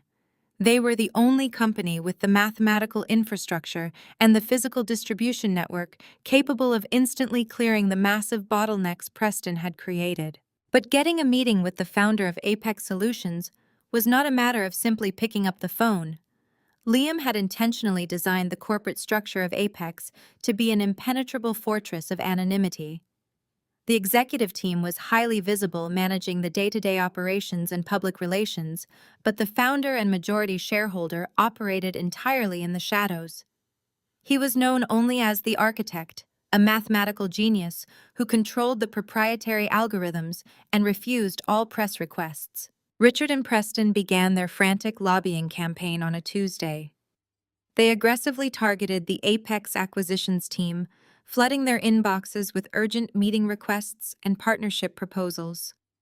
The Apex executives, operating under Liam's explicit instructions, deliberately ignored them for 3 full days. It was a calculated psychological strategy designed to maximize their panic and strip away any lingering arrogance. When the Apex acquisitions director finally responded on Friday afternoon, he did not offer a polite negotiation. He offered a brutal, non-negotiable ultimatum. Apex Solutions would only consider a meeting if Kensington Global submitted their complete, unredacted internal financial records for the past 12 months. They wanted everything: warehouse operating costs, international freight expenditures, vendor payment histories, and executive compensation packages. Preston panicked. He knew exactly what those internal financials revealed. He knew they proved that he had personally authorized the cancellation of the premium freight forwarder contracts, a decision that had directly caused the devastating delays in Rotterdam. He knew they highlighted his disastrous order to slash warehouse inventory, a maneuver that had left their flagship stores completely empty during peak seasonal shopping. Handing those documents over to a competing tech firm was corporate suicide. It was handing them a loaded gun and pointing it directly at his own head. But Richard was out of options. The board was breathing down his neck, and the stock price was hovering just above junk status. He forcefully overruled Preston's frantic objections, operating under the delusion that he could still charm his way out of the disaster once he finally got into a room with the mysterious founder of Apex. He authorized the immediate transfer of the unredacted financial records. The data arrived in my inbox at Apex headquarters via a secure encrypted server. I was sitting in my corner office sipping a cup of strong black coffee when the notification chimed. I opened the file with a sharp, thrilling sense of anticipation. This was not just a corporate audit. This was a forensic autopsy of my family's profound incompetence. I spent the next 6 hours meticulously analyzing every single spreadsheet, every profit and loss statement, and every vendor contract Preston had touched. The destruction was even worse than I had simulated.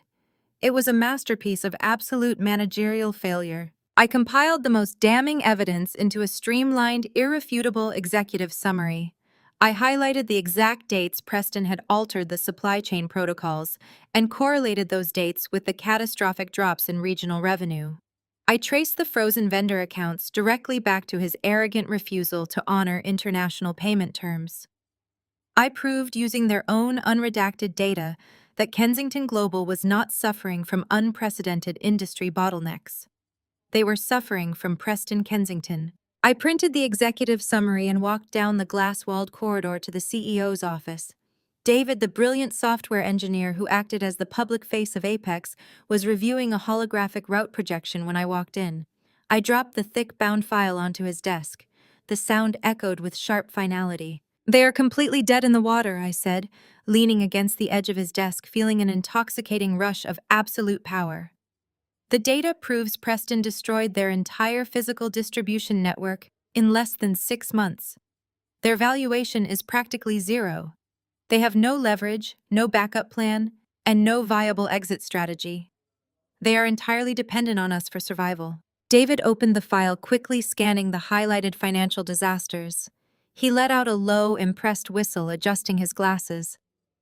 "The mathematics of their failure are almost poetic," He noted his voice carrying the dry, analytical tone of a man who appreciated flawless data. The founder was right. He predicted they would crumble the moment you were removed from the equation. He said they lacked the intellectual capacity to maintain the infrastructure you built. I smiled a genuine, deeply satisfied smile. Liam's friend, the mysterious founder of Apex, had been incredibly perceptive. He had recognized my true value when my own family had publicly discarded me. He had given me the resources and the platform to build a logistics empire that was now actively consuming Kensington Global. I was profoundly grateful for his strategic vision, though I still had absolutely no idea who he actually was. David closed the file and looked up at me, his expression shifting into something highly focused and serious. "The founder has reviewed the preliminary data you submitted yesterday," he said, his voice dropping slightly. "He has authorized the acquisitions team to proceed. We are going to grant Richard Kensington his meeting."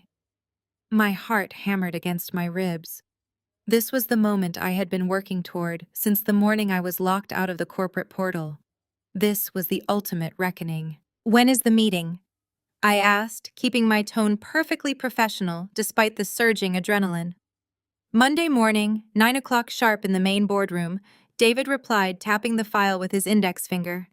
"The founder is flying in specifically for this negotiation. He wants to lead the buyout himself.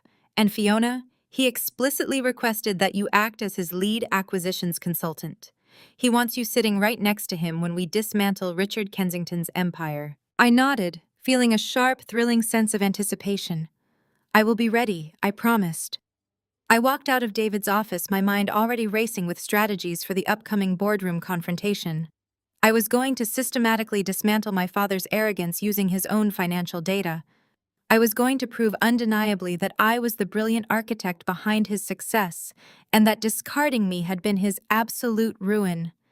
I had no idea that the most devastating revelation of the entire acquisition was not hidden in the financial spreadsheets, but in the true identity of the man who had orchestrated this entire corporate execution. I practically floated through the front door of our modest apartment that Friday evening.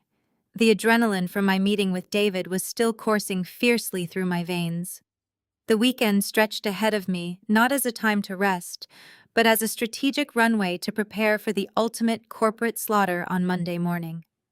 I dropped my keys onto the small entryway table and kicked off my stiletto heels, expecting to find Liam at the kitchen island, marking high school advanced mathematics exams with his red pen. Instead, the apartment was completely silent. The television was off and the overhead lights were dimmed to a soft golden glow. I walked into the living room and found Liam sitting at our small dining table. He was not wearing his usual comfortable sweatpants or faded university shirts. He was wearing a crisp white dress shirt with the sleeves rolled up to his forearms, looking incredibly sharp and intensely focused. A single, thick manila folder rested on the wooden table in front of him. The stark black block letters stamped across the front cover read Kensington Global Acquisition. I stopped dead in my tracks. My brain struggled to process what I was seeing. That specific file was highly classified. David had just authorized the acquisitions team to compile it a few hours ago. It contained the unredacted financial autopsies of my father's collapsing empire. There was absolutely no logical reason for a high school math teacher to have a physical copy of an Apex Solutions proprietary document sitting on his dining room table. Liam looked up as I approached. His eyes held that same calm, calculating power I had seen on our wedding day when he told my father to keep his billions. He did not look like a teacher grading papers. He looked like an apex predator who had finally cornered his prey. "Sit down, Fiona," he said softly, gesturing to the wooden chair directly across from him. I walked slowly to the table and took a seat, my eyes locked entirely on the heavy folder. "How do you have that file?" I asked, my voice barely above a whisper. "That is highly confidential corporate data. David only just approved the buyout review this afternoon. Nobody outside the executive suite is supposed to have access to those financials." Liam did not answer immediately. He reached out and placed his hand flat over the thick folder. He looked at me with a depth of respect and admiration that took my breath away. When I told you about a friend who needed help optimizing a startup, I was not lying about the intense need for your brilliance," he began, his tone steady and deliberate. Apex Solutions was drowning in the physical reality of global freight. They had the most advanced mathematical framework the industry had ever seen, but it was completely useless without a master strategist to build the real-world infrastructure. I knew you were the only person on the planet capable of saving that company. I watched you build Kensington Global from nothing. I watched your family take credit for your absolute genius. And I knew that if you were given a platform free from their toxic control, you would conquer the entire market. I stared at him, my heart hammering a frantic rhythm against my ribs. I understand that I replied, my confusion mounting into a sharp, thrilling tension. You recommended me for the job, but that does not explain why you are sitting in our apartment holding the confidential buyout portfolio for my father's company. Liam slid the folder across the wooden table until it rested directly in front of me. He leaned back in his chair, folding his arms across his chest. I do not just know the founders of Apex Solutions, Fiona. He spoke the words with quiet, devastating, absolute certainty. I am the founder. I am the majority shareholder. I hold every single proprietary patent to the routing algorithms that built the company. The room seemed to spin. The air in our modest apartment suddenly felt incredibly thin. I looked down at the folder, then back up at my husband, the man who drove a 10-year-old Honda and bought generic brand coffee. You are the architect. I breathed the realization crashing over me like a massive, unstoppable wave. The mysterious founder who never takes meetings. The mathematical genius who controls the entire board of directors. Liam nodded slowly. I built the initial predictive algorithm 5 years ago during my summer breaks. It was just a theoretical mathematical model, at first a way to calculate optimal variables in complex systems. But as I refined the code, I realized it could completely disrupt the global supply chain sector. I secured the patents, partnered with David to build the software infrastructure, and launched Apex in stealth mode. I stayed completely anonymous because I wanted the technology to speak for itself. I did not want venture capitalists investing in a personality. I wanted them investing in raw, undeniable data. But there was a missing piece. The code could not negotiate with port authorities. The code could not secure physical warehouse space. We were failing at the physical execution. I gripped the edges of the table, my mind racing through the past 9 months of my life. You brought me into your own company, I said, my voice trembling with a mixture of profound shock and immense pride. You hired me. I hired the best supply chain director in the world, Liam corrected firmly. I did not give you a handout, Fiona. You earned every single piece of your success at Apex. You took my raw mathematics and forged them into an unstoppable physical empire. You are the reason we are dominating the industry. You are the reason Kensington Global is currently bleeding to death on our doorstep. I kept my identity hidden from you because I wanted you to build your own consulting firm on your own merit. I wanted you to walk into those executive meetings and realize your sheer power without feeling like you were relying on your husband. I wanted you to experience true independence. He reached across this table and flipped open the thick folder. Inside were the unredacted financial reports my father and Preston had desperately submitted to the Apex acquisitions team just days prior. Liam turned to the final section, pointing to the catastrophic deficit highlighted in bright red ink. Your brother destroyed their domestic inventory matrix exactly as you predicted, Liam said, his voice entirely devoid of sympathy.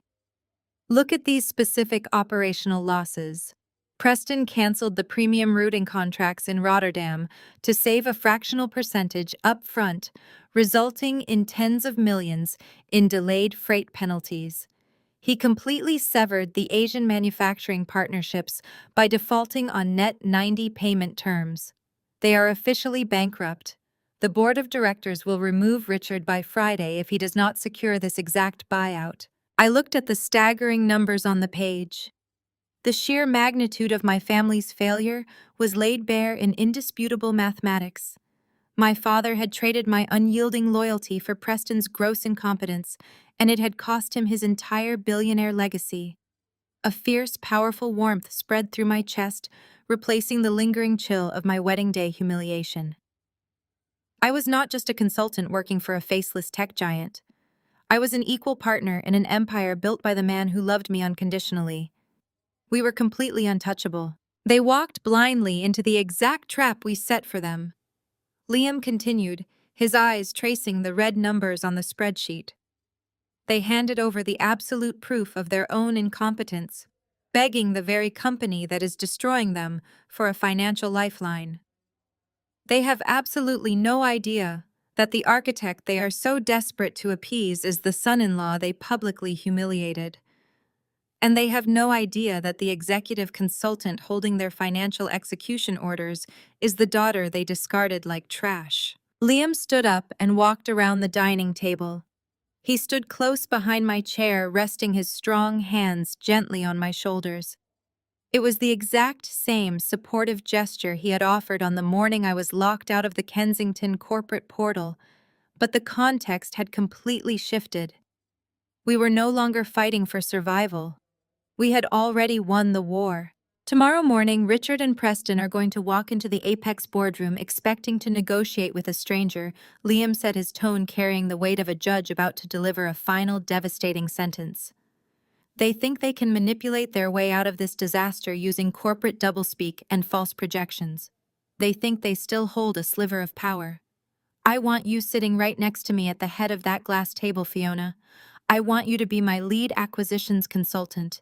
I want you to be the one who opens this file and mathematically dismantles their arrogance piece by piece. I reached up and covered his warm hands with my own.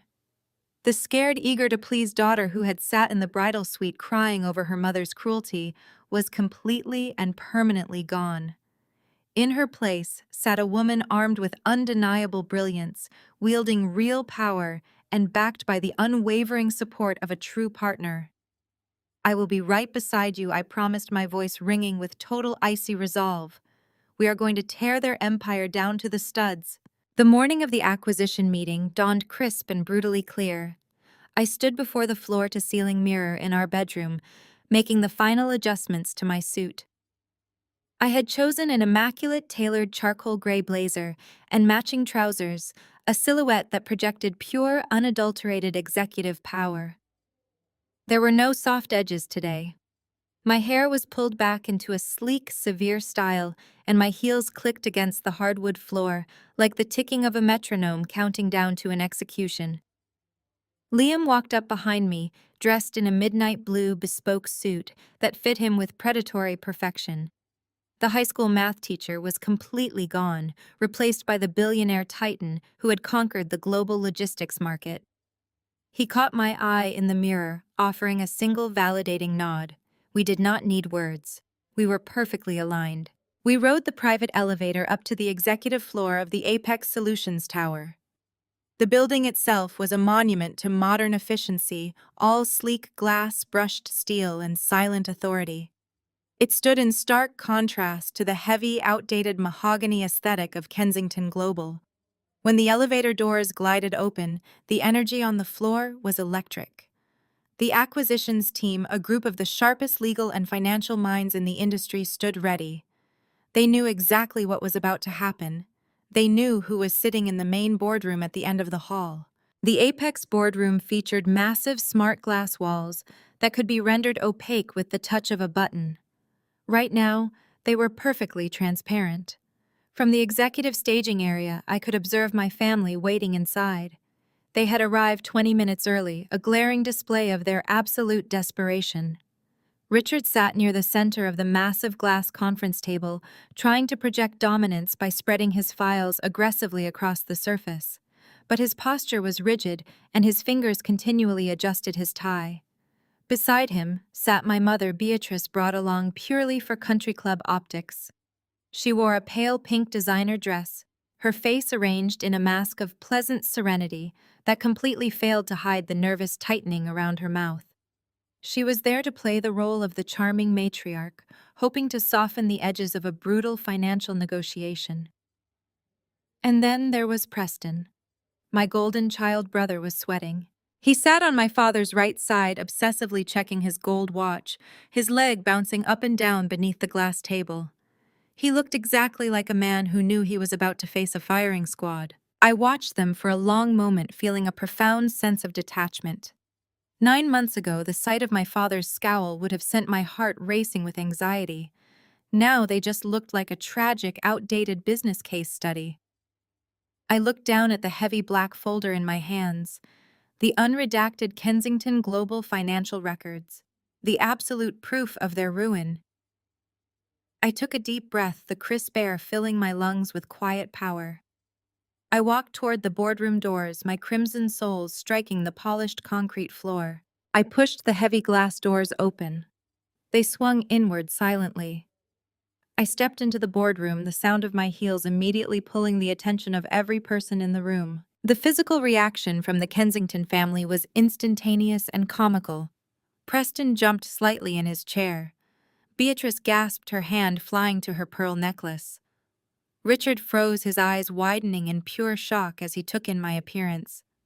He looked at my sharp, tailored suit, the confident set of my shoulders, and the thick, confidential financial dossier clutched in my hands. But Richard Kensington was a man pathologically incapable of acknowledging his own miscalculations. Instead of recognizing that I was carrying myself like an executive, his arrogant brain desperately scrambled to fit my presence into a narrative he could understand. A narrative where he was still the king and I was still beneath him. "Fiona," my father scoffed, breaking the heavy silence with a harsh, dismissive bark of laughter. "What on earth are you doing here?" Before I could utter a single word, my mother leaned forward, her face twisting into an expression of exaggerated fake pity. "Oh, Richard," she murmured, placing a manicured hand on his arm. "Look at her. She must be working here. The poor girl probably had to take a secretarial job after you cut her off." Preston immediately seized on the narrative, a cruel, relieved smirk spreading across his sweating face. "Let me guess," he sneered, leaning back in his chair and crossing his arms. "You saw our names on the visitor log and begged your supervisor to let you bring in the coffee so you could see us. Are you hoping Dad will take pity on you and give you your old allowance back? Because if you are here to fetch our water, make sure it is sparkling." I stood at the foot of the massive glass table, perfectly still. I did not flinch. I did not defend myself. I let their insults hang in the sterile, air-conditioned air of the boardroom. I simply stared at them, my face an impenetrable mask of absolute calm. I placed the thick black folder onto the glass surface. The sound was sharp, heavy, and deliberate. Richard sighed, shaking his head as if dealing with a disruptive child. "Fiona, this is a highly classified corporate negotiation. We are about to meet with the executive team of Apex Solutions. This is not the time or place for you to come crawling back begging for forgiveness. We have a multi-million-dollar buyout to discuss. I suggest you quietly leave this room before your boss catches you interrupting a vital meeting and fires you from whatever low-level assistant position you managed to scrape together." "I am not here to fetch your water, Richard," I said, my voice dropping to a low, icy register that completely commanded the room. "And I am certainly not here to beg for your forgiveness. I am here because you are bankrupt and you are currently sitting in my building." My father's face turned a mottled shade of furious red. "How dare you speak to me that way?" he shouted, half rising from his leather chair. "You are a disgraced, unemployed liability. You have no authority here. Now get out of this boardroom before I call security." The heavy glass doors swung open again before he could finish his threat. The atmosphere in the room shifted with violent, immediate force. Liam strode into the boardroom.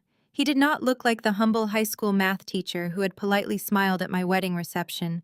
He moved with the predatory, undeniable authority of a billionaire titan. He wore his bespoke midnight blue suit like armor. Behind him walked four of the most ruthless, expensive corporate attorneys in the country, carrying briefcases and wearing expressions of absolute stone. Richard Kensington immediately snapped his attention away from me. He recognized power when it entered a room. He saw the expensive tailoring, the elite legal entourage, and the commanding presence. My father instantly plastered on his most charming, sycophantic corporate smile. He stepped away from the table, aggressively extending his hand toward my husband, completely failing to recognize the man he had publicly disowned just 9 months prior. "You must be the founder," Richard said, his voice dripping with sudden desperate respect. "Richard Kensington, CEO of Kensington Global. It is a profound honor to finally meet you. We have been highly anticipating this negotiation." Liam did not break his stride. He walked directly past my father's outstretched hand, completely ignoring the gesture. He did not even glance at Richard. The dismissal was so casual, so profoundly disrespectful in the corporate world, that my father's arm hung suspended in the air, trembling with sudden, terrifying uncertainty. Liam walked to the head of the massive glass table standing right next to me. He buttoned his suit jacket, looking down at the Kensington family with cold mathematical precision. Beatrice was staring at Liam, her jaw literally unhinged, as she finally recognized the face of her despised son-in-law. Preston's face had drained of all color, looking like he was about to vomit directly onto the polished glass table. Richard slowly lowered his hand, his eyes darting frantically between me, the thick financial folder, and the man standing at the head of the boardroom. The arrogant certainty in my father's eyes began to fracture, replaced by a creeping, cold horror.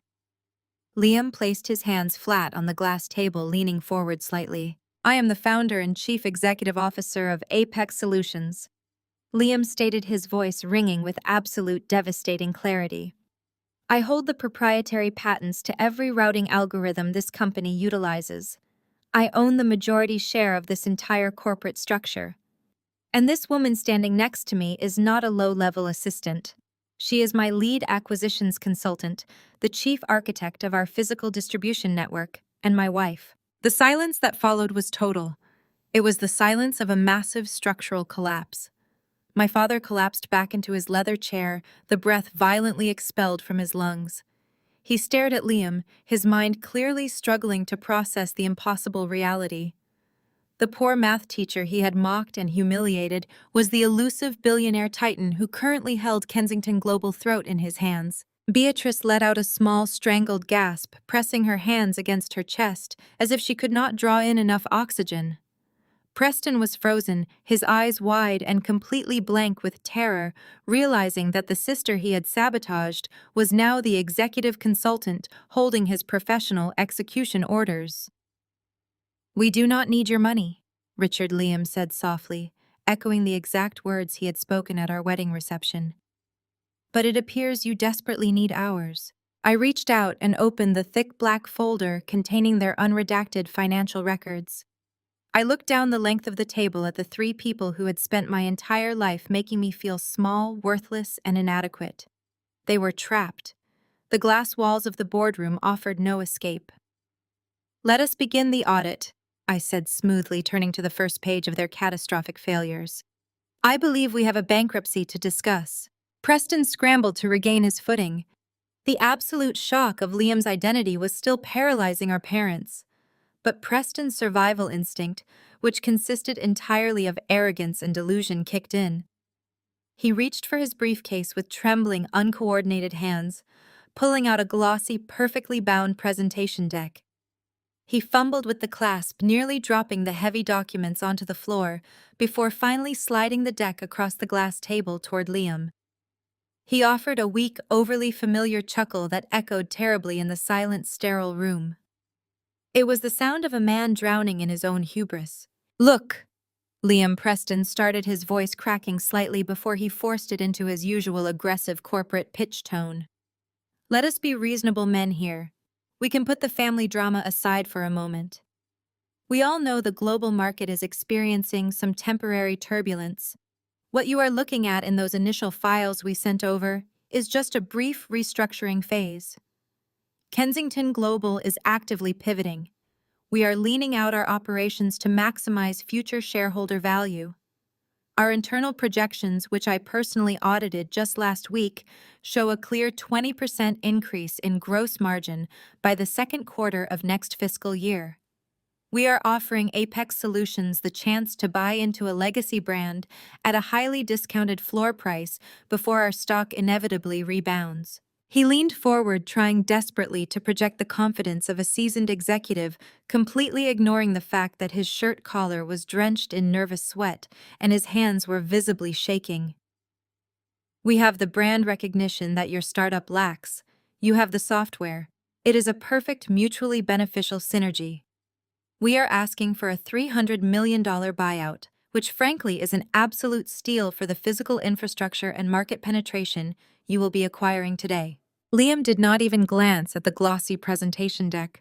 He looked at Preston the way a scientist observes a particularly slow insect trapped in a maze. The silence stretched out thick and suffocating as Liam let Preston's desperate buzzwords hang in the air, highlighting their absolute humiliating emptiness. $300 million. Liam repeated, his voice smooth, carrying no inflection of anger, only pure lethal mathematics. You honestly believe your crumbling infrastructure is worth $300 million? That is fascinating, Preston. Let us discuss the actual real-time mathematics of your physical infrastructure. Liam tapped a button on the control panel embedded in the glass table. The smart wall behind him instantly illuminated, displaying a massive real-time data visualization of the global shipping market. Thousands of tiny data points pulsed across a world map in bright, undeniable metrics. It was the Apex Solutions master algorithm, running live and tracking every single container ship on the planet. Your internal projections are based on deeply flawed legacy accounting models that completely ignore real-time variable depreciation, Liam stated, pacing slowly behind his chair, his eyes fixed on the devastating data. You claim a 20% margin increase, but your primitive formula fails to account for the compounding interest on the container demurrage fees you are currently racking up at 7 major international ports. Right now, as we sit in this very room, Kensington Global is paying a staggering $150,000 a day in late fees because your cargo is stranded on the docks. Preston swallowed hard, a loud, audible gulp. His eyes darted to our father.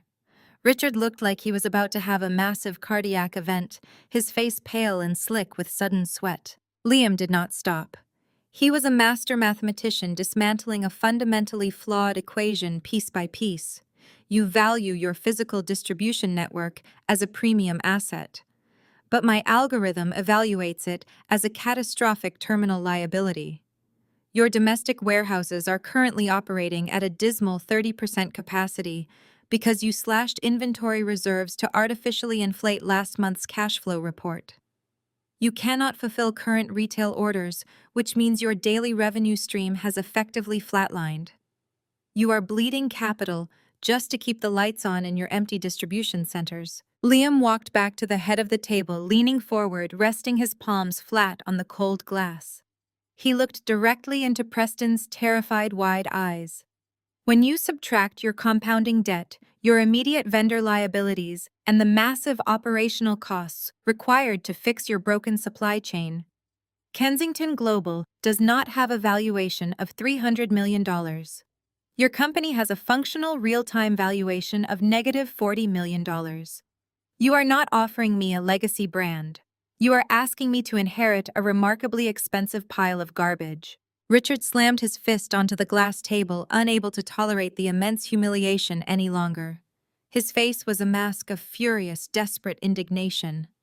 "Now listen here," my father bellowed, pointing a trembling, age-spotted finger at Liam. "I built this company from nothing. I spent 30 years dominating this market. You cannot sit there with your fancy computers and tell me my life's work is worth absolutely nothing. You are a high school teacher playing businessman. You do not understand the retail industry." Liam turned his gaze to Richard. The temperature in the room plummeted to absolute zero. "I understand numbers, Richard. Mathematics does not care about your fragile ego. Mathematics does not care about your 30 years of golf course handshakes and country club intimidation tactics. The numbers are absolute and undeniable. You built an empire, yes. But you handed the keys to a man incapable of doing basic arithmetic simply because he shared your last name and kissed your ring." Liam gestured to me, a silent, respectful cue that the stage was entirely mine. It was time for the final execution. I opened the heavy black folder, feeling the eyes of my family tracking my every single movement. I did not feel any residual loyalty. I did not feel any daughterly obligation. I felt the pure, cold satisfaction of an executive holding the undeniable fatal truth. Let us look at exactly how Preston destroyed 30 years of grueling work in less than 9 months. I said, my voice cutting through the heavy tension like a surgical scalpel. I pulled out a thick stack of printed spreadsheets and slid them sharply across the table. They stopped perfectly in front of my father. Those are your unredacted operational logs, Richard, I instructed, refusing to call him Dad. Turn to page 4. My father, operating entirely on pure shock, slowly opened the file with trembling fingers. Preston closed his eyes, visibly bracing for a physical impact. He knew exactly what was printed on page 4. Beatrice watched her husband, her manicured hands gripping the edge of the table, until her knuckles turned bright white. 6 months ago, I began my tone completely clinical and devoid of emotion. Preston decided to aggressively cut costs to impress your board of directors. He saw the premium freight forwarder contracts I had painstakingly negotiated in Rotterdam. He decided they were an unnecessary luxury. He canceled them, opting for standard shipping lanes to pocket the difference and inflate his quarterly margins. He did this without consulting the port authorities or anticipating the massive seasonal volume surge. I tapped the glass table with my index finger, drawing my father's horrified gaze back to me. Because he canceled those specific contracts, your highest margin seasonal inventory was stripped of its priority status. It sat untouched on the docks for over a month. You missed the entire European seasonal launch window. That single, arrogant, uninformed decision cost your company $45 million in unrealized revenue. Beatrice let out a loud, strangled gasp, finally understanding the sheer magnitude of the financial destruction. She looked at her golden child, the son she had praised and elevated her entire life, with an expression of dawning absolute horror. But he did not stop there. I continued, relentlessly turning a page in my own master file. To cover that massive revenue shortfall, Preston panicked. He ordered the domestic warehouses to switch to a strict just-in-time inventory model. He slashed the reserves across the board. But he failed to realize that your Asian manufacturers had already halted production entirely. I slid another crisp document across the table. It was a direct copy of the vendor payment logs. Turn to page 12, Richard. Look closely at your international vendor accounts. Preston decided to unilaterally change their payment terms from net 30 to net 90 days to artificially hoard cash and make the balance sheet look solvent. He did not negotiate this change. He simply stopped paying them. In response, the manufacturers froze your accounts and stopped loading the ships. You literally cut off your own critical supply line to save face on a single quarterly report. My father's hands were shaking violently as he read the raw numbers. The undeniable, catastrophic proof of Preston's gross incompetence was staring him right in the face. He had sacrificed his brilliant, hardworking daughter for a son who had actively driven his billion-dollar empire into a solid brick wall. Preston desperately tried to hide these massive losses, I stated, delivering the final fatal blows to their corporate facade. He shifted the mounting debt into obscure subsidiary accounts. He lied to you, and he lied directly to the board of directors. He thought he could outrun the mathematics. But the math always catches up. I closed my folder and folded my hands neatly on top of it, projecting absolute terrifying calm. I looked at the 3 people who had made my life a living hell for over 3 decades. They were completely broken. The arrogance was entirely gone. The country club optics were shattered beyond repair. You stood at my wedding and told 300 people that I was dead weight. I said, my voice echoing with pristine clarity in the silent boardroom. You told them you were cutting me loose to save the ship. But the truth is, Richard, I was the only thing keeping your ship afloat. I built the infrastructure that masked your outdated business practices. I covered for Preston's laziness and sheer stupidity for 7 long years. The absolute second you removed me, the entire structure collapsed under the weight of his profound incompetence. I leaned back in my leather chair, locking eyes with my father. He looked incredibly small, a defeated, aging man staring into the smoldering ruins of his legacy. You ruined your own empire in less than a year, I concluded with icy, devastating finality. And you did it because you valued blind obedience over actual excellence. You discarded the only person who could have saved you, and now you have absolutely nothing left. The silence that followed was absolute. There were no more excuses. There were no more lies to spin. The Kensington family had been mathematically, systematically, and completely dismantled. The absolute silence in the boardroom was no longer just the sound of a corporate defeat. It was the sound of an entire legacy turning to ash. My father sat paralyzed in his heavy leather chair. For the first time in my 33 years of life, Richard Kensington had absolutely nothing to say. He stared at the catastrophic financial spreadsheets spread across the immaculate glass table, his eyes tracing the red ink that mathematically proved his golden child had destroyed his empire. The numbers did not lie. They could not be manipulated with country club handshakes or aggressive boardroom shouting. They were stark, brutal, and entirely fatal.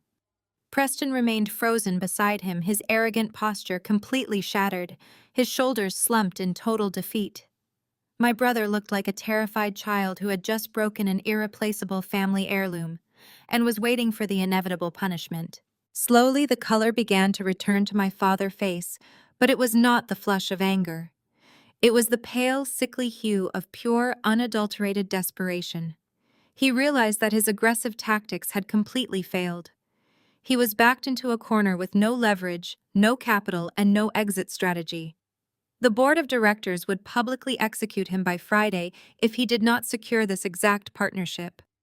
He looked at me for a fleeting second, but his deeply ingrained arrogance and pride prevented him from begging his own daughter. Instead, he turned his desperate, pleading eyes to Liam. My father swallowed hard, attempting to arrange his features into an expression of warm, familial camaraderie. It was a grotesque, unnatural transformation.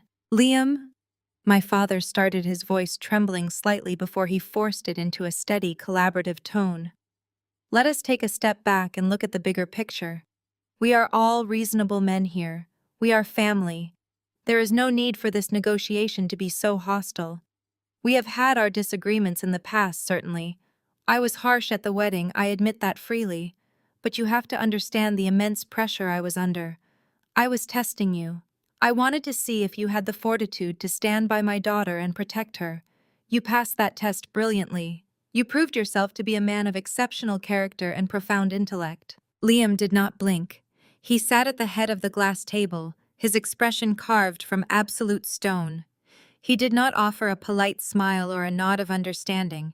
He simply let my father's pathetic, transparent lies hang in the sterile air of the boardroom.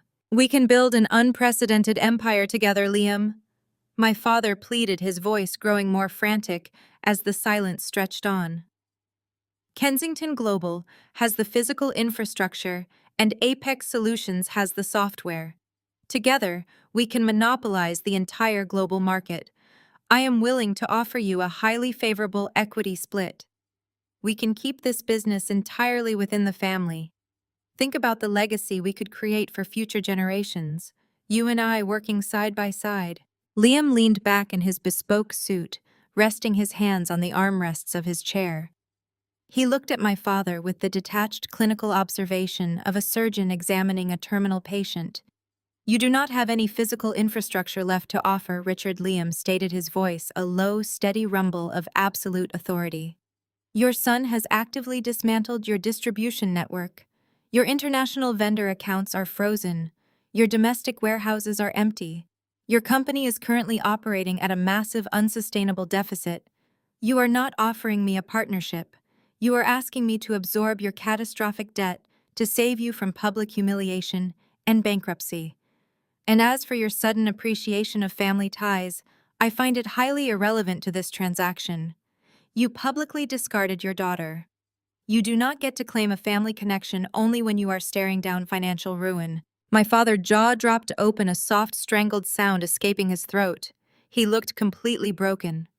Seeing her husband fail, my mother realized that her entire social existence was about to evaporate. Beatrice Kensington was a woman whose entire identity was built on country club memberships, charity galas, and exclusive dinner parties. Without the Kensington fortune, she was absolutely nothing. She stood up from her chair, her pale pink designer dress rustling in the quiet room. She bypassed Liam entirely and turned her desperate attention directly to me. "Fiona, my beautiful girl," my mother cried, forcing a thick layer of manufactured tears into her eyes. She walked quickly around the edge of the large glass table, her arms outstretched, aiming to pull me into a tight maternal embrace. "I have missed you so incredibly much. Every single day since the wedding has been pure agony. I was so wrong to let your father speak to you that way. I should have defended you. But you know how intimidating he can be. I was just so scared. But I always knew Liam was special. I always knew he was destined for absolute greatness. I saw the brilliance in him the very first time you brought him to the house." She reached out her manicured hands, grasping for my shoulders.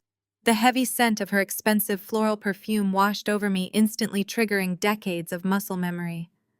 The old Fiona, the desperate, eager-to-please scapegoat, would have melted into that hug. The old Fiona would have eagerly accepted this tiny fake crumb of maternal affection and forgiven a lifetime of emotional abuse. But the old Fiona was dead. I took a sharp, deliberate step backward.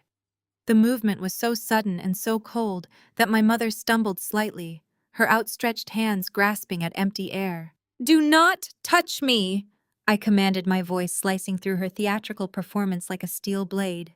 "Do not insult my intelligence by pretending you ever supported my marriage. You cornered me in the bridal suite and hissed that my husband was a gold digger. You told me he would abandon me the second he realized I was cut off from your precious trust fund.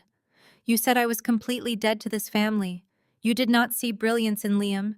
You saw a high school math teacher who could not afford to buy you a seat on your prestigious charity boards.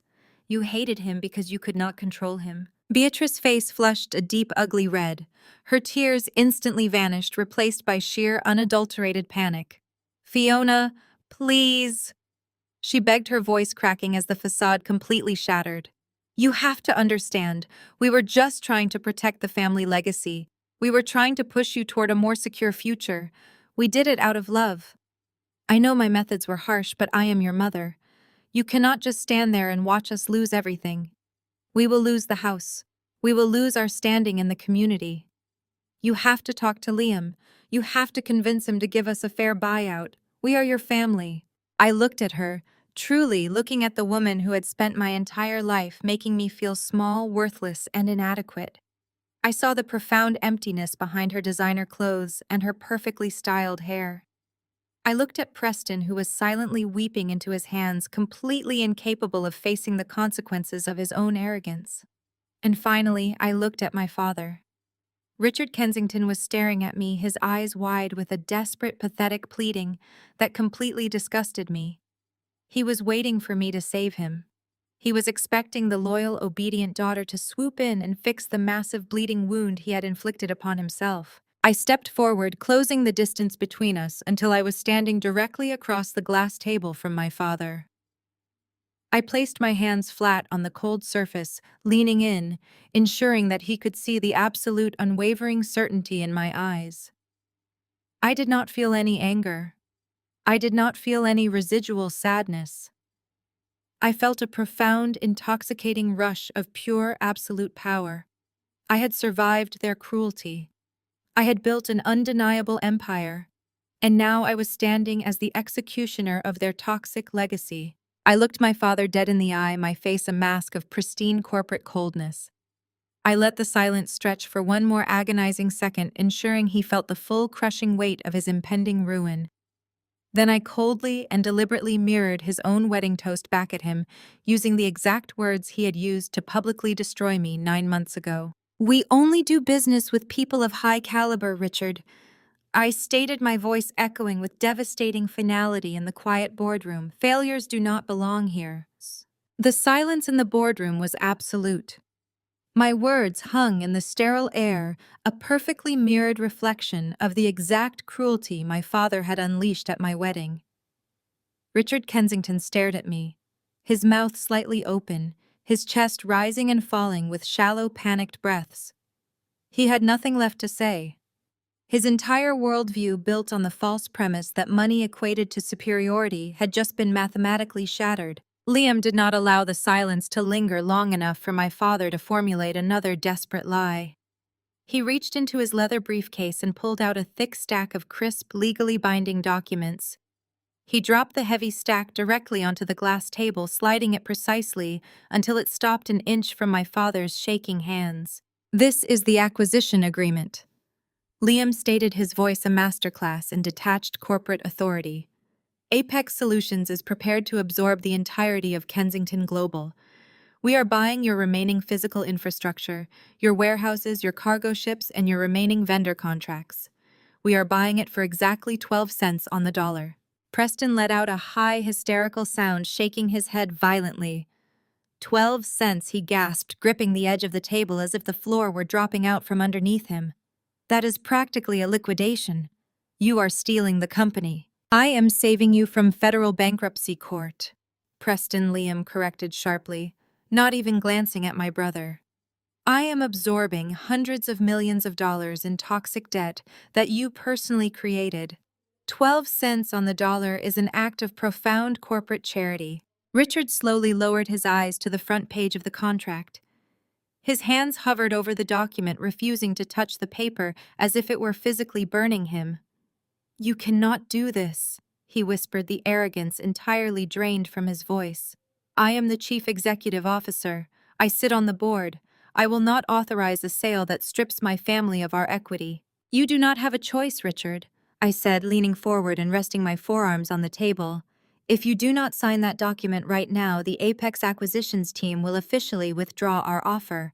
By tomorrow morning, your board of directors will be notified of the withdrawal. By tomorrow afternoon, they will fire you for gross negligence and catastrophic mismanagement. They will legally seize your personal assets to cover the corporate deficit. They will take your mansion. They will take your private offshore accounts. They will take everything you own." My father swallowed hard, his eyes darting frantically across the text of the agreement. He knew I was right. He knew the board was already preparing the legal paperwork to crucify him if he failed to secure this exact partnership. Liam tapped the glass table, drawing my father's attention back to the reality of the situation. "The financial valuation is non-negotiable." Liam continued, his tone turning even colder. "But there are specific non-financial conditions attached to this buyout. Conditions that must be met immediately upon your signature." My mother let out a small, terrified whimper. She was clutching her designer handbag against her chest like a shield, realizing that the opulent, untouchable life she had lived for 40 years was evaporating before her very eyes. "Condition 1, Liam stated, holding up a single finger. "Richard, you are stepping down as Chief Executive Officer of Kensington Global effective immediately. You will forfeit all voting rights, all board seats, and all remaining equity. You will release a public statement citing early retirement due to health concerns. You will never set foot in another logistics boardroom again." My father closed his eyes, a look of profound physical pain crossing his aging face. The title of CEO was his entire identity. Stripping him of it was worse than taking his money. "Condition 2. Liam continued, his gaze shifting to my brother. "Preston Kensington is terminated effective immediately. He will be fired with cause specifically citing gross financial negligence and dereliction of duty. There will be no severance package. There will be no golden parachute. There will be no letters of recommendation. You will leave this building today with absolutely nothing but the suit you are wearing." Preston jumped out of his leather chair, the heavy piece of furniture crashing backward into the glass wall. "You cannot fire me," he screamed, his voice cracking into a pathetic, desperate pitch. "I am the vice president. I am the heir to this family. Dad, tell him he cannot do this. Tell him." My father did not look at Preston. He kept his eyes glued to the devastating contract on the table. He knew he had zero leverage to protect his golden child. The nepotism that had shielded Preston for his entire life was officially dead. "You are unemployed, Preston," I said, delivering the final fatal blow to his inflated ego. "You are completely broke. Your trust fund was tied to the corporate valuation, which you personally drove into the ground. You have no marketable skills, no work ethic, and a documented history of catastrophic failure. I suggest you start learning how to format a basic resume." Beatrice began to cry, but they were not the calculated manipulative tears she had used on the phone. They were tears of absolute unfiltered terror. "Richard, do something," she pleaded, grabbing my father's arm and shaking it. "If we sign this, we have nothing. My country club memberships are tied to the corporate accounts. The charity galas, the summer house in the Hamptons. We will be laughingstocks. Everyone in our social circle will drop us the second the news breaks." I looked at my mother, feeling a profound sense of closure. She did not care about her husband's humiliation.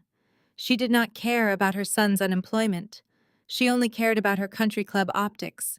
She was terrified of becoming the very thing she despised most in the world: ordinary. "Sign the contract," Richard Liam commanded, sliding a heavy silver pen across the glass table. "Or we walk out that door right now and let the board of directors tear you to pieces tomorrow." My father stared at the silver pen for a long, agonizing minute. The silence in the boardroom was absolute, broken only by the sound of Preston's panicked breathing and Beatrice's soft, terrified sobbing. Richard Kensington was a man who had built an empire by crushing his competitors and discarding anyone who showed weakness. Now he was the one being crushed, he was the one being discarded. With a trembling hand, my father picked up the pen. He did not look at me. He did not look at Liam. He flipped to the final page of the thick document and signed his name on the dotted line.